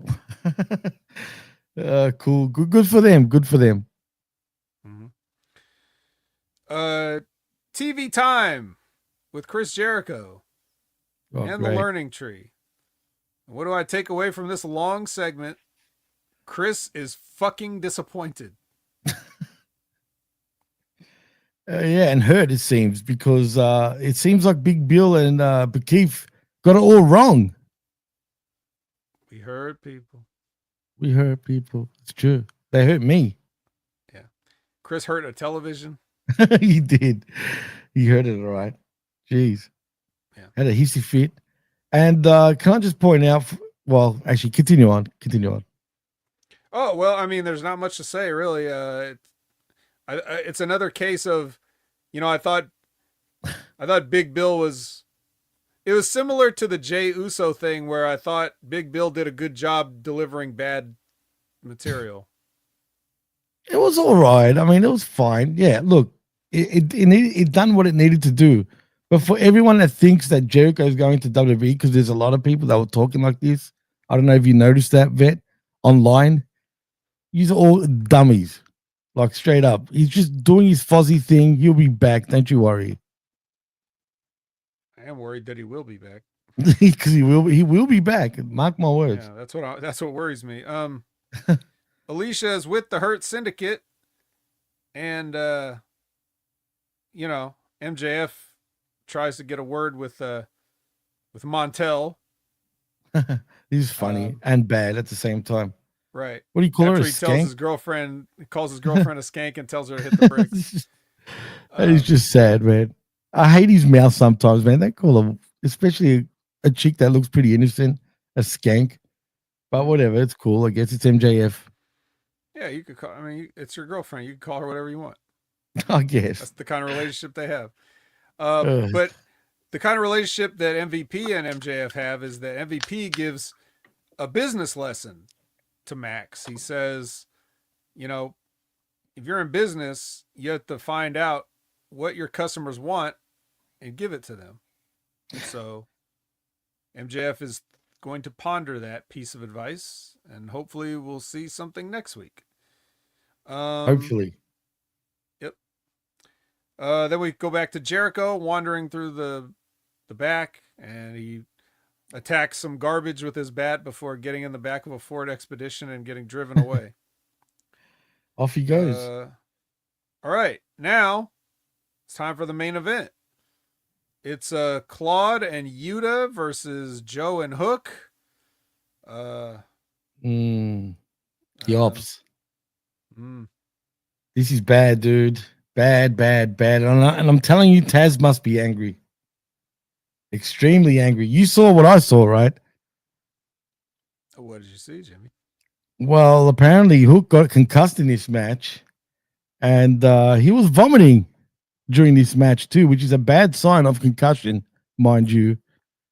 But they continued on going, which was cringing me, dude. Did they actually? I didn't even. You didn't notice that? No. When did this happen? What do you know? What did it? What was the thing that? I don't know exactly what did it, but he just started like he was trying to hide it. It was like kind of like this, and he was puking. And I even saw like people posting it online at the point of him puking. He did puke, it seems like he's gotten a concussion, but for whatever reason, they continued on with the match. I feel bad for the kid, man. I know you said before about being tough and whatnot, but concussions aren't anything to fuck with. You know what I'm saying? They could have, geez, Zane, they could have like had Samoa Joe finish this match, for example, instead of Hook, and then they continue to do a move on the Hook after the bell rings. You know what I mean? So, yeah, I just didn't like that, dude. Yeah, it definitely, especially in a tag match, you definitely have the option of the other guy, which that's one of the things I've seen matches stop that were tag matches, which is like, how do you stop a tag match for injury? You got another guy, Right. But they didn't do that. And apparently he puked twice. I didn't notice the second time though. So, but the first time I definitely noticed. Well, that's weird. But he did finish the match because he was quite involved in the finish of the match, which was oh man. Bad main event, dude. Well, they buried the red rum for one. Because he had Of course they did. He cinched the red rum in on Wheeler Yuta for a long ass time, and Wheeler Yuta didn't give up because Jon Moxley was supposed to run down. And then all Jon Moxley did was jump up on the apron. As soon as he jumped on the apron, Wheeler Yuta, being in the move, in the chokehold, simply turns around out of it and scratches him in the eyes. Which is like, sure. Yeah, if you could have done that any time, why did you why wait? Now? Yeah. And secondly, why does the red rum leave you open to just turn around out of it? What happened? Maybe he really was concussed. But anyways, yeah. As soon as Mox jumps out there, Shibata runs down and chokes him out to get the retribution from earlier. And then Hook puts the red rum on again, and this time Wheeler Yuta taps out, even though it still took a little bit long. And then Marina gets the heat back in the form of a chair. And then they give, again, now we know a concussed Hook. Claudio gives him a neutralizer on the unfolded chair. See what I mean, dude? I mean, Cold Blooded says maybe it was just shellfish and catering. It could have been.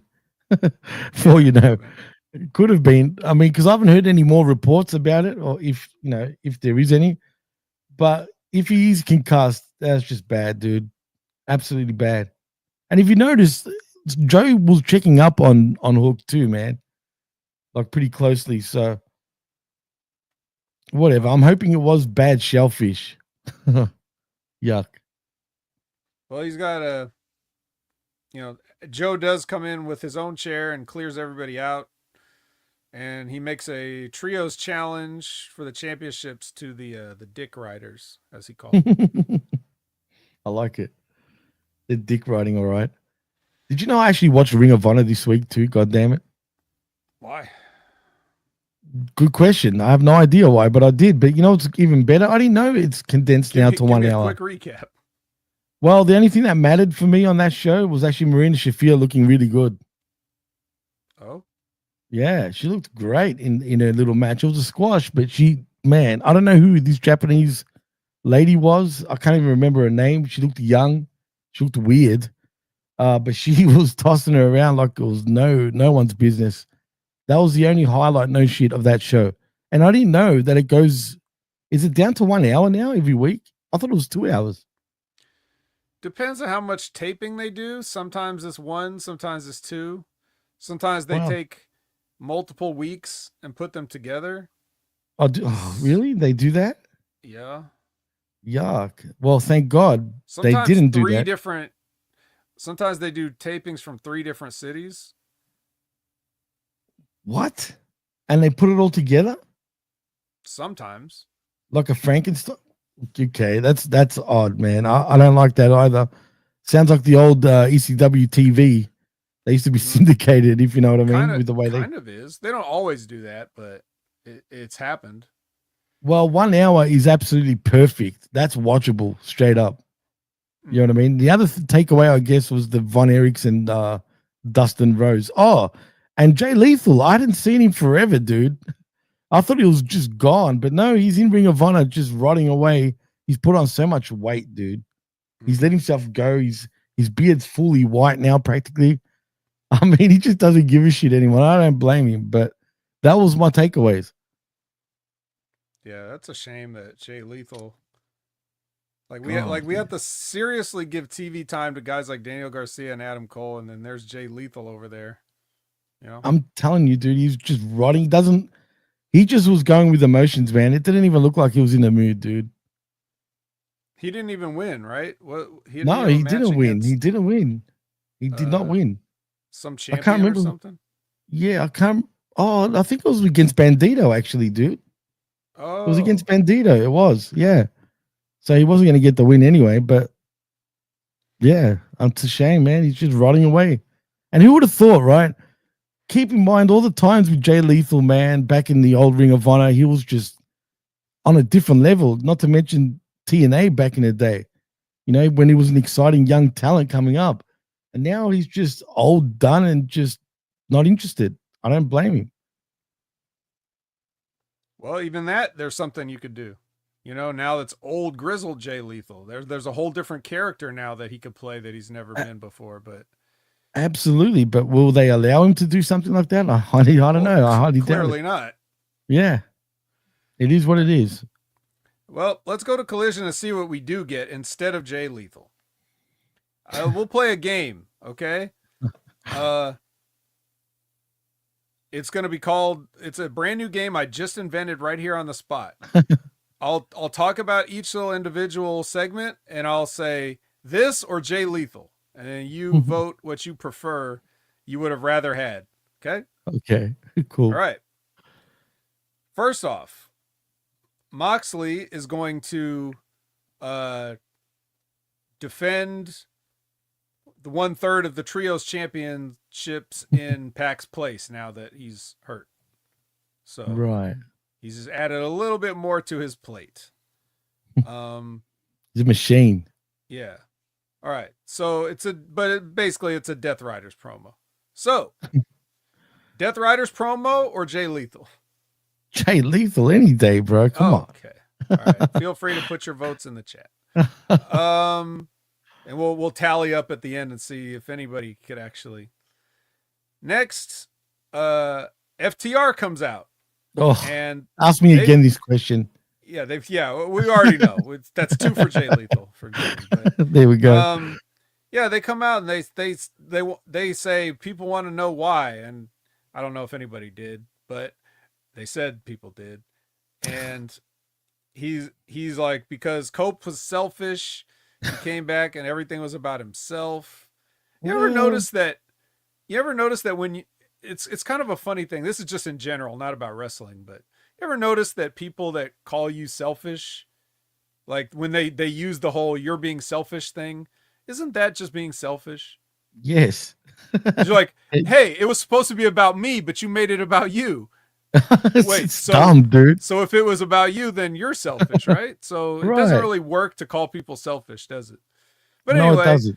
That's the thing. And God, if this is what they thought about him, they went along with it for quite a while. They went through it with a broken leg, all the different stuff that Cope did. Like they just went along with it, and then they only just now got fed up. They should have been fed up immediately, like I was when he showed back up, making a save on Sting with a whole short movie and entrance music. But anyways, Shivani disagrees that Cope was selfish because they give him the opportunity to rebut his comments from he's lying, or to rescind his comments, I should say, from Dynamite. And he doubles down and tells them that they're the worst ever. And then they're like, okay, well, I guess we'll give you a pile driver now. But then Nigel McGuinness gets up and they both look at him like he's got a gun pointed at him. And then Nigel slowly makes his way up the stairs. And then they're like, okay. We're sorry, Mr. McGuinness. We're sorry. We'll whatever. And then Daniel Garcia runs out, and then he gets shoved down, and then he looks at him like, how could you? And then they're like, oh no, we're sorry. And then meanwhile, Nigel is escorting Tony back to the announce desk, and then yeah, they're in there helping up Daniel and hugging him and kissing him and grabbing his stuff and God. like all that. Oh, that's a bit too far down there. Come on. Yeah. So, Yeah, this sucked. Selfish by everybody involved in this, including you, Garcia. yeah. So once again, they're already saying they vote Jay Lethal over this. Yeah. Right. I love your sigh. Yeah, I'm just. This is, but tough. to be honest, no, it wasn't even like, I don't know, it wasn't even that bad. It's just No, they were right. Technically, they were right. What isn't Edge? Oh, sorry. Oh no, Copeland no. I'm sorry. Oh. Don't misunderstand. This promo and everything FTR did was bad. I was just thinking of the whole show in general. Like I didn't really mind watching it. I was gonna say, but I'm just looking at it and. I know, doesn't it come across worse actually, Vet, when you're looking at it after you've watched it, which is weird in itself? Yeah, because at least in the moment, I can just sort of be like, okay, I'm just chilling. This is on. Right. Good to do a watch along with because you can kind of Yeah. be casual, but I'm usually asleep, so I don't get to do watch alongs. But anyways, Tony Storm cuts a promo on the entire Owen Hart women's tournament bracket. I'm going to just say, so that every answer's not Jay Lethal, is I would take this over Jay Lethal just because Tony says stuff that Jay Lethal wouldn't say. So it's unique and different. So I'll take her for funny. this, but don't just go along with what I say. If you guys would rather Jay Lethal than Tony Storm, by all means, go ahead and vote Jay Lethal. No. Straight up. Tony has been absolutely hilarious lately, man, on the mic. Let's be real. I mean, she's been popping me too, dude. She really is starting to amuse me, even though I'm not the biggest fan of her character, to be honest. But she's been pretty funny, so she gets the pass. This is 99% RJ City. And the You 1% is just because Tony has to go out and say it. Yeah, RJ City is very he makes me laugh too, dude. Some of the shit he says, even on that AEW podcast, whatever. Not that I listen to it, but I've watched like a compilation of his funny bits. He's pretty hilarious, dude. So yeah, you're right for sure. Okay, speaking of the women's Owen, it's Jamie Hayter versus Billie Starkz.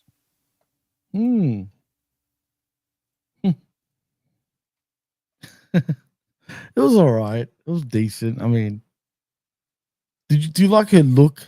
Jamie Hayter's look, by the way. No. Yeah, neither do I. But a lot of people are crapping on about it. She seems to be adding some weight back, but other than that, Which she is still looks like that weird Austin Powers couch look. Yeah, it's an English thing, I'm assuming, dude, because it comes across as very English. You know what I mean? That look. Yeah, not but just from Austin what Powers. decade? 70s. Yeah, I don't see anybody looking like this now. No, but she's English, so I get it, I guess. Not that I care. All right, well. The match wasn't too bad, but still, whatever. As bad as that suplex to the floor. Again, I ain't taking that. No. So this better be the Owen Cup Finals if I'm going to take a suplex to the floor. But at the very least, and they did kind of bury it because they had to beat the 10 count to get back in after it, so they could only sell it for 10 seconds. But to their credit, it came late in the match, and they didn't do very much after.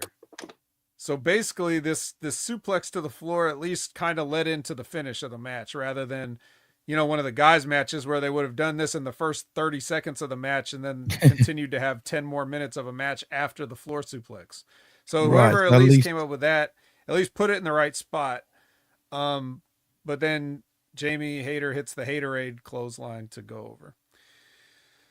Sorry, Billie Starkz, you're still just a little too young for this. Excuse me. But couldn't they tell a story?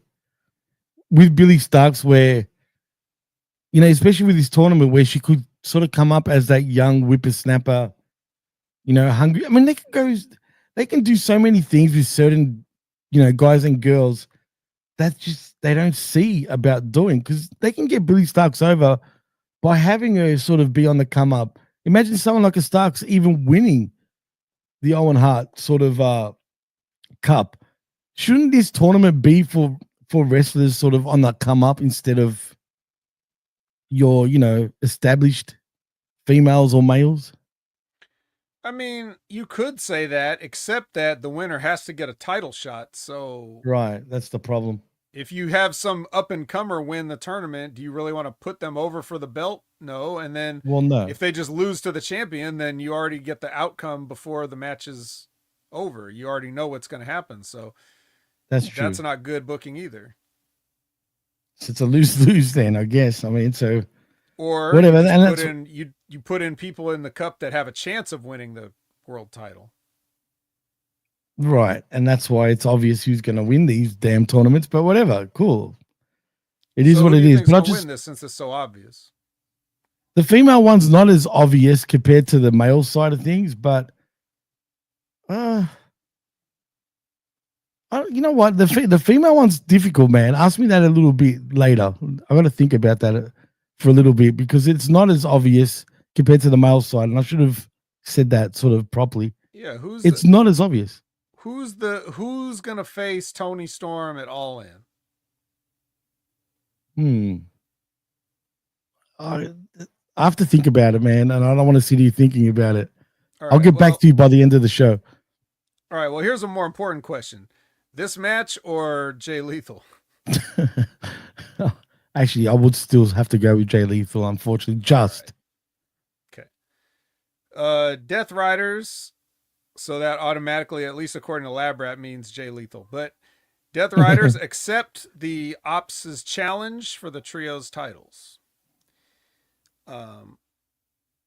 Next match is, I wrote down Gates of Agony with 3 question marks. And then as I was waiting to see who their opponents were, I wrote down Smash and Burn with 6 question marks. Oh, man. Who? I don't know, bro. Wait a minute. Who? Smash and Burn against Gates of Agony. What a fucking name. I mean, they sound similar in a way, but I guess the Gates of Agony definitely smashed and burned these guys. They sure did. And it didn't take long. No, they didn't. At first, I wondered why this was happening, but we'll figure it out later. I'd still probably take Jay Lethal, though. Yeah. Come on. I couldn't care less about Gates of Agony, bro. Come on now. All right. So Lexi Nair runs down FTR, leaving the building with their rolling cases. They're lucky they're not getting kidnapped on their way out. Because that's the last time we saw them leaving the building, they got kidnapped by the Death Riders. So anyways, so Lexi chases them down, but so does 2.0. And Fat Daddy and Magic Mike have a problem with, with Axe and Cash. And they're like, you want to have a match later? You want to have a match later? Yeah. I can't even do it, but you want to have a match? Are we ever going to get his wife back, you think? Just never. No? So FTR agrees to have a match, even though they were clearly packed up and leaving. Yeah. It's exactly what heels would do. The fighting heels that they fighting. They're not even champs, but they're fighting champs anyway. Yeah, let me get dressed. Guess that's later. Blake Christian on my TV screen again. Why? What's going on, dude? 3 weeks in a row? Lethal. It doesn't even matter who. It could be Blake Christian in a handicap match against Jay White, Mark Briscoe. Really? Wow. Yeah, Hook. Shit. Keith Lee. All my favorite wrestlers could be on one side of the ring beating up Blake Christian. And because Blake Christian's on the screen, I'd rather just see Jay Lethal doing anything else. What do they see? Except the only way it's not Jay Lethal is if it's Jay Lethal versus Blake Christian. Oh Jesus, man! But we get him again. Yeah, because they would probably put Blake Christian over Jay Lethal if that happened. So Don't we don't say want that. that. What we do get is we get Anthony Bowens. Right, the I was going to 5-tool say. player. Yeah. Yes, and he does get the win. Thank God. Yes, he hits Blake Christian with the mollywop, which is what he's calling his rolling elbow. Do you like the mollywop as a name for a finisher? First of all, you know what Molly is a the Molly as a you know what that means, as a slang term, right, Van? What, mollywop or Molly? No, just Molly in general. What's that drug? Right, ecstasy. It's slang term for ecstasy. So no, I don't like the term mollywop. And a wop is a derogatory term also, if you know what I mean. You're taking a term that exists and you're splitting it into its own two words, which is different. Well, I'm sorry, but when you call it a molly, what's a mollywop then? Really? Not the finisher. Is that what it is? Hit, like, which is exactly why he named his move that, because it's just a hard hit and nothing else. It sounds soft to me, but whatever. I don't like it. It's not creative for me, bro. It's pretty dumb in my opinion. But whatever. So, better finisher name: mollywop or lethal injection? Lethal injection. Jesus, doesn't even come close, dude. Right. See, they don't even think anymore. These guys, man. They don't think. Like, think something creative, man. Come on. Well, I think Anthony Bowens thought that nobody's using mollywop, so I should use that. Wow. Oh God, I guess no one's using a lot of words, but that really? It's what he decided. It's what wasn't trademarked or something. I don't know. But he does.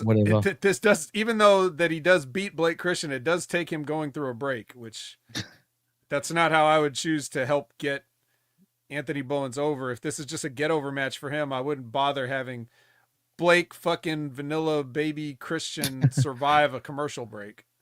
Well, he did. He did. And he does a promo after Anthony does. So basic wrestling promo. He's yelling at us. Would have been good in the 80s, kid. Next is Megan Bayne versus LMK and Kelly Madden. Who the hell are they? I don't know. You can LMK when you find out who LMK is.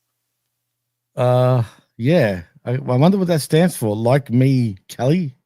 I have no idea, but there is a Kelly. They said what it stood for on commentary, and I've already forgotten it because I didn't write it down at the time. But I didn't even hear it. Put it that Tony way. Schiavone pretended to know, not that he was reading something. Oh, yeah. Well.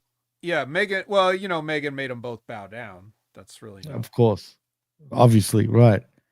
Again, we're building her up again, right? Megan that is greater than you. Bow down to a Megan that's better than you. Absolutely. But again, while we're getting this super monster push again, she lost already to Tony Storm, for crying out loud. Oh, got to get on that road to rebuilding. The road to recovery. Yeah, this or Jay Lethal, though. What do you think? Oh, still Jay Lethal. Should we rebuild Megan Bayne, or is she a lost cause and we should just start with Jay Lethal again? It's Jay Lethal again, man. For me right now, they've gone backwards with it. So no, it's Jay Lethal. Lethal injection all the way. Do we start Jay Lethal in the women's division? See if he can get some wins. He should, but maybe then again, he might bow down to Megan Bayne, which ain't too bad when you think about it. Oh, no, definitely. I'll bow down. Who do you say she's with right now? Dating? Oh, God, do you really want to know? I asked. Sloppy Joey Janela, bro. Oh, so that's like ongoing? It's not just a mistake she made?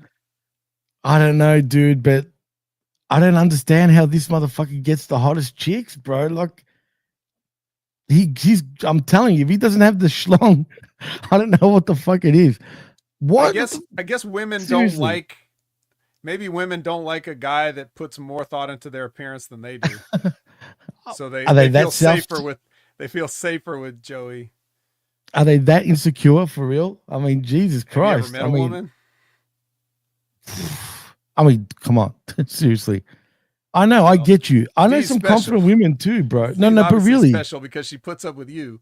But I mean, that's a unicorn. We're talking about regular women now. No, but really, I've known some chicks that are actually pretty confident in themselves, man. But I've also known the opposite too, man. So, but come on, are you telling me these women?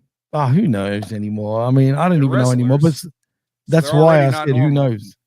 That's true. And wrestlers in general, doesn't matter on looks, are insecure anyway. So you're right. I mean, what can I say? But if you're going by looks alone, if she looks at herself in the mirror and thinks there's something up with her, and I know nothing's perfect with women. Oh, my tits are this, or my ass is too fat.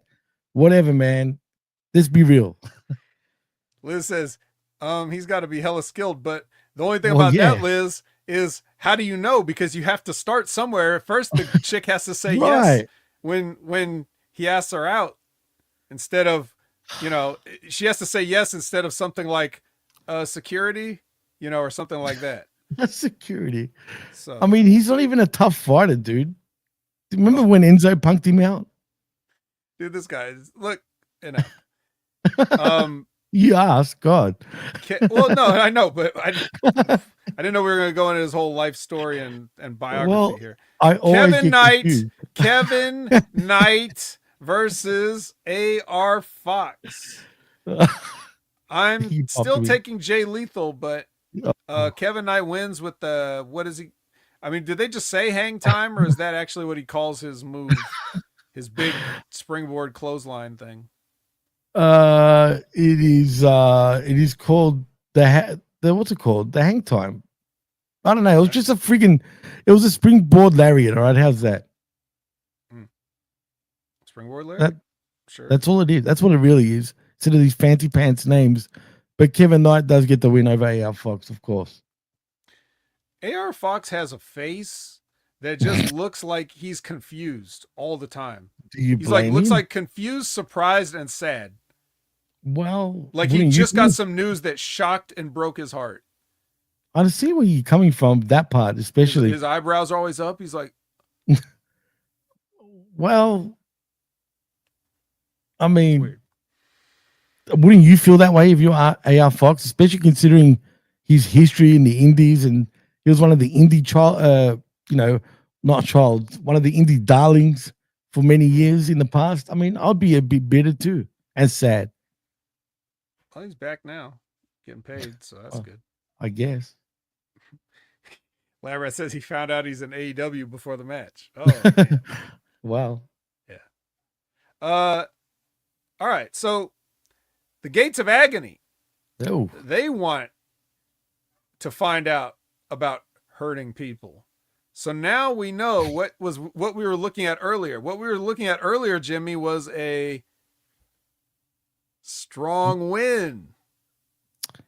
That's why they just randomly showed up out of nowhere and beat a job tag team, because they needed a strong win right before they can go lose to the Hurt Syndicate. is this really a strong win, though? I mean, come on. It's the strongest win that they've gotten on this show. Cool, whatever. It's not strong enough for me, but let's pretend it was. Thumbs up. They're gonna It's get not, but if it's against Jay Lethal, it's thumbs down. thumbs right? down. Yeah. Okay. Completely. All right. Double thumbs down. All right, Batista. Let's go on to our next match. FTR versus 2.0. And Yes. this is a beating.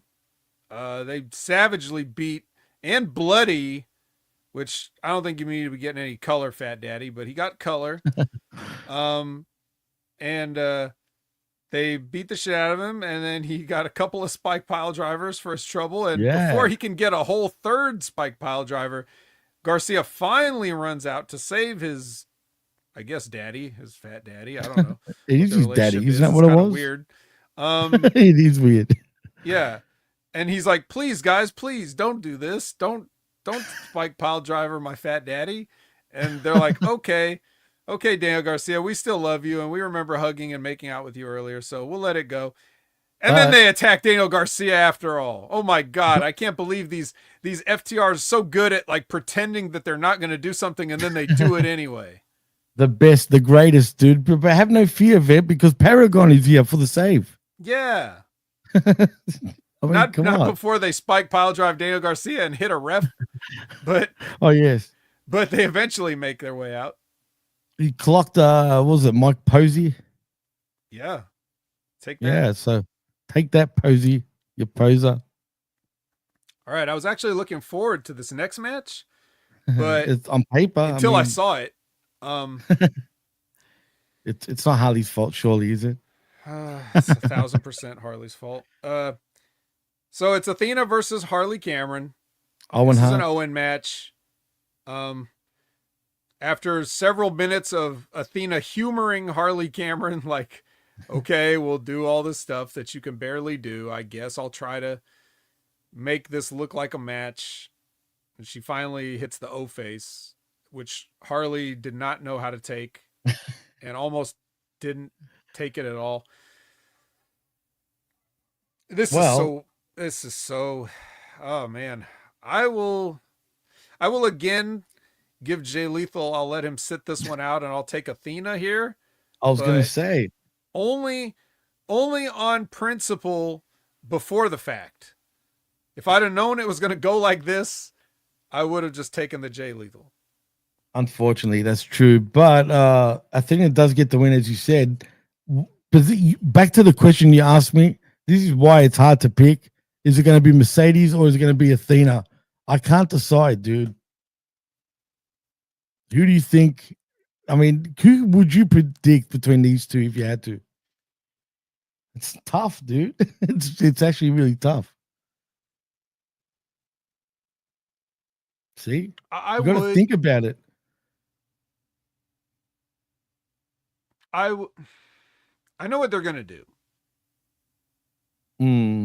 I've got a feeling too, but I want to hear you first. I think it's going to be Mercedes all the way. Yeah, I see that. Unfortunately, probably all the way, all the way to the top and taking the belt off Tony. Wow, wow. Geez, add all in, no less. Mm-hmm. So this is all the whole build from both ends. It's all in.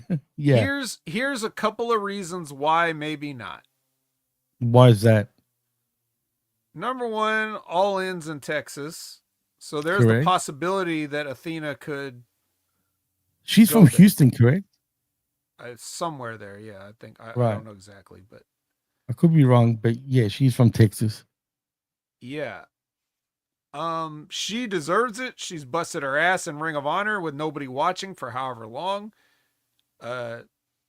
So it's definitely, no one can say she hasn't earned it, but the people that only watch AEW, it's going to seem like that. It's going to seem like she just came in and got it.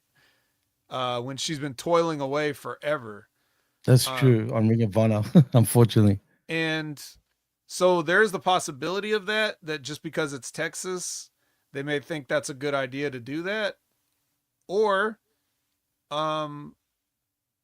they could just do it just because it could set up something. Because she has to get past money now. So they're going to have the match. So it's like they can't meet in the finals. One of them's got to move on from this side of the bracket. Whoever does is probably winning the whole thing. Yeah, definitely. But you know what? Now that I think about it, I'm going to lean towards Athena because of the Texas thing, man. Wouldn't it be a nice story for Athena to win? Do we need Mercedes to be, quadruple champion or whatever? It would, but I also don't personally believe in owing somebody something just because it happens to be in their hometown. That's true too. But it's Tony, dude. He likes doing this shit. He does, but it's no guarantee still. True. So I don't know. It just seems more likely that Monet would do it because she's more of a heel at this point. Now, if Athena gets put in the spot, she'll be the heel against Tony. But I just don't, Then we have a feel-good moment in a hometown for a heel. Like, yeah, that's true. It's not ideal any way you set it up, but it's whoever it is needs to win because otherwise what good is the Owen Hart tournament if nobody ever wins the belt off of it? True. And Tony Storm doesn't really need to be the champion right now. I agree. Speaking of which, CEO does a promo here saying that the money train skipped your town, which is great. But other than that, it's a basic wrestling promo. And then we had Takeshita versus Brody King in another Owen match. Now, if you want to say, if there was a match all week long in every promotion that I absolutely did not want to see, this would be the number one match that I could care the least amount about ever watching in my life. These guys are both, to me, the most tremendous waste of roster space, salary, and TV time. There's just there's not $1 on either one of these guys. I'm tired of seeing them. I certainly don't want to see them together. This is not a main event. And the only thing about it that I will give a thumbs up is that they actually remembered that Julia is in his faction this time, rather than other times when they just completely ignore it and she's just not there. But they actually remembered that she's there in the Hounds of Hell this time, so she came out with him. Good job. Other than that, I'm taking Jay Lethal all day long, 7 days a week, twice on Sunday. That's a little harsh, man, of you, actually, Vet. I don't mind Takeshita, should I say, Takeshita. He's up and down with me. Sometimes I can't stand him. Sometimes I like him. But Brody is just a total loser, bro. A big, fat loser. That's all he is. Looks tough. He's all looks. Right. And rather than diet and train, he just got a tan and covered up in tattoos. It's easy to cover that flab, man. You know what I mean? But like Cold Blooded says, the Hound had been neutered, should I say? Because he's just a glorified. Is he not a jobber now? I mean, seriously, he's a glorified jobber, man. He does nothing. Strong win, yeah. Strong win. I mean, seriously, okay. Like now, I said all that, right? But and there's worse guys in the business. There's worse guys in this company. But I'm just saying that these are another two guys that I see no upside in, like business wise. I couldn't get anything out of these guys. What the fuck do I need? What do I, if I'm a wrestling promoter, what do I need Brody King for? Tell me, like, what would I use him for? What am I trying to, what demographic am I trying to reach with this? Demographic, the dog demographic, actually, Vet. Oh. Yeah. No? Oof. There's a whole bunch of those too nowadays. Everyone wants to be a dog. Well, couldn't I just put the Hound gimmick on the Gates of Agony? Yes, you could have. Let's say the Gates of Agony are being guarded by these dogs. Like, could have Cerberus or something like that guarding them before you know. Yeah. I mean, yeah. We were supposed to. Yeah, the Hounds of Hell was supposed to be Cerberus, but one of the heads immediately got injured.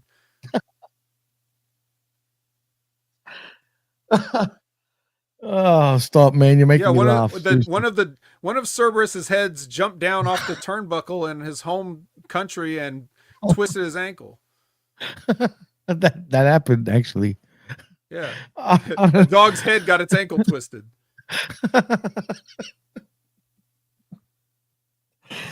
Stop it, please! Fucking hell! All right. I don't know how that was possible. But it happened. All right, it happened. Oh, could have been Jay. Jay could have been the third member. Labrat said Lethal, so yeah, could have been. That's right. Could have been Jay. Could have been Jay, Julia, and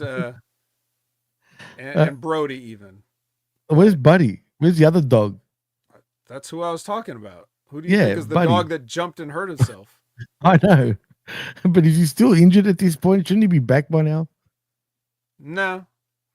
Yeah, he probably ruptured himself trying to recover and rehab, because he's on so much shit that he's just gonna tear everything off all of his bones. Well, he's been quiet, very quiet, even on social media, man. I haven't heard nothing about him. He's not in Australia, that's for sure, and he hasn't really been posting many videos as far as I can see. So cool, but yeah, they're all a bunch of losers. He's winning because he married who he married, right? So good for him. True. He gets that, and I am not hating. He can do all that. I don't miss him though. I don't miss his wrestling, and I don't like this gimmick. And it's really bad if I think that the most upside potential is in damn Dark Julia. Wow, that's crazy, right? When you think about it. But yeah, they're going nowhere. TK now is probably punishing them because of Malachi Black, shall we say. I mean, don't be surprised for, But yeah, look, they're all a bunch of losers. I don't see anything happening with all three of them, including Julia, unfortunately, who does have some sort of talent. And Brody is just big for nothing. Jalopper. Like, that's all he is. He's nothing. Yeah, Brody King would be great in like a local promotion. A local, like, how local are we going now? Like, real local? Like right in your town, right in your backyard. Like that guy. Like You look like somebody, compared to all the kids in like the garbage bag indie pants and the basketball shorts and tank tops and stuff. Like Brody King would walk in and look like a wrestler. But here on AEW, he's just a waste of everybody's time, in my opinion. He's a nice guy, but I'm just talking about purely my business. Other than that, just so everybody knows, Takeshita goes over with a couple of running knees. That's all it takes. Because apparently he didn't think he could get Brody up for that raging fire. He could if he wanted to, but I guess I don't know if that was just, trying to salvage something from Brody, you know what I mean? But whatever, he could have done it. He didn't. Yep. 2 knees is all it takes. And there's the perfect validation. Like, I couldn't get any better validation than hear Zane Vicious saying Brody King is great in all capitals, because that means if you speak Zane Vicious language, what that really means is the opposite of whatever he says. So that's just validating everything I said, which is that he's trash. Oh, there you go. He's trash. He said it. Yeah, Brody King's just trash. And even he knows it, obviously. I don't know why he's even writing stupidity like that. But yeah, he's trash. He ain't great. That's it. He's his job, unfortunately. Ain't I great? Speaking of, what's going on with Acclaim? Is that still a thing, or is it just a whole load of crap? That's an old head grift. That's an old head grift. Is Jeff Jarrett working for Acclaim? That's the best. I can't believe it, dude. I still can't believe that. Yep. So we're done. World's greatest entertainer. Yep. Yeah, I mean, and so are we. We are done. We got lots of Jay Lethals. We did a Jay Lethal campaign to bring him back. But what about Jay White though? Broke his hand, man. He broke his hand. Oh yeah, I forgot. You're right. I actually forgot about that. Who needs a hand for wrestling? Tape that shit up. Punch people. That's what you do. He's still got legs. Yeah, got 2 legs and another hand. You could throw elbows. Yeah, he could. Everybody throws forearms of shit anyway, but absolutely. You ever notice that Jay White doesn't really throw forearms? No, he doesn't actually at all. But when do you think he'll be back, man? Is he going to be back, say, soon, or do you think you'll keep him out for a fair bit? I don't know. You could bring him back anytime because it's just a hand, so he could travel. He could do vignettes, whatever. Stay in the public eye, but where's Juice? Isn't he recovered? Where are the guns? I guess they're out of ammo. They were hurt. Yeah, true. They were hurt, but not people, I guess. But yeah. They're hurt people. They're hurt people. I love that song no matter what, dude, only because it's so catchy and it stays in my head. Okay, but, that song or Jay Lethal? Whoa. Ooh. That's a tough one. I'll probably go with Jay still, only because you get sick of the death of hearing "We Hurt People." I just love the crowd just singing along with it like dorks. Yeah, that's what you do in wrestling now. We're here to go to wrestling shows for the sing-along. It's like the Rocky Horror Picture Show. Hey, how about Jay Lethal joins the Hurt Syndicate? Then we could have Jay Lethal with the song. Absolutely. I mean, I'd rather Jay Lethal. I'd rather Jay Lethal than fucking what's his name coming in, Cedric Alexander, for example. Yeah, I don't know if he's gonna make it. You That don't be would surprised. water that act the fuck down. Dude, I'm telling you, don't be surprised if that happens. Bring in Black Buddy Murphy. They had great matches together, actually, dude. I'll say that. Yeah, define great. Great matches, I said. I was there for one of them. We heard people. Mhm. All right. Well, I guess we should tell the people where they can find us. Yeah, go for it. All right. You can go first. You Hurt People can find me at Opinion Haver everywhere on all your favorite platforms or your least favorite platforms. You can find me there. Fair point. You can check me out every Monday at 6:30 p.m. Pacific, 9:30 p.m. Eastern, live for the Impact Attack with Brandon, where we talk about TNA. You could join me every Wednesday, 8 a.m. Pacific, 11 a.m. Eastern, with Big Ray Hernandez for the Next Level Wrestling Review, where we talk about NXT. You could join me, as you know, every Sunday, 8 a.m. Pacific, 11 a.m. Eastern, for that Wreckage with Jimmy T, where we talk about AEW. You can't join me. No, there was no Rip Rogers this week. There wasn't? No, not this week, and maybe next week or this coming week. We'll see. But keep that notification bell hit so that you'll be notified if anything goes live. And you can also check out Stevie Richards' show. Stevie Richards, he's doing great as usual, steamrolling his way to well over 100,000, and restarting his tech channel. So this man's got almost as many channels as he does career championships, I think, at this point. But hey, that's not a knock on his career. That's just saying how many channels he's got. He's got a lot of channels. Of course. And then you've also got Limpin' Ain't Easy with Timmy Baltimore. This week's guest was Nina Samuels. If you remember Nina Samuels from NXT UK. She's telling a lot about her unique background as a dancer and how that transitioned her into a wrestling career. Very interesting listen. So check out Timmy, check out Stevie, check out Rip. You can go back in the old archives if you need some Rip Rogers. You can watch some of the shows I hosted if you can't get enough of the best in the world. But yeah, that's pretty much everything I got. Well, you pretty much said everything for me, other than I like a Raw every Tuesdays at 10 a.m. Eastern with myself and Big Ray Hernandez. He should be back in the saddle this week. I'm pretty sure he will be. Sorry? I said it was me last week. Yeah, well, yeah, exactly.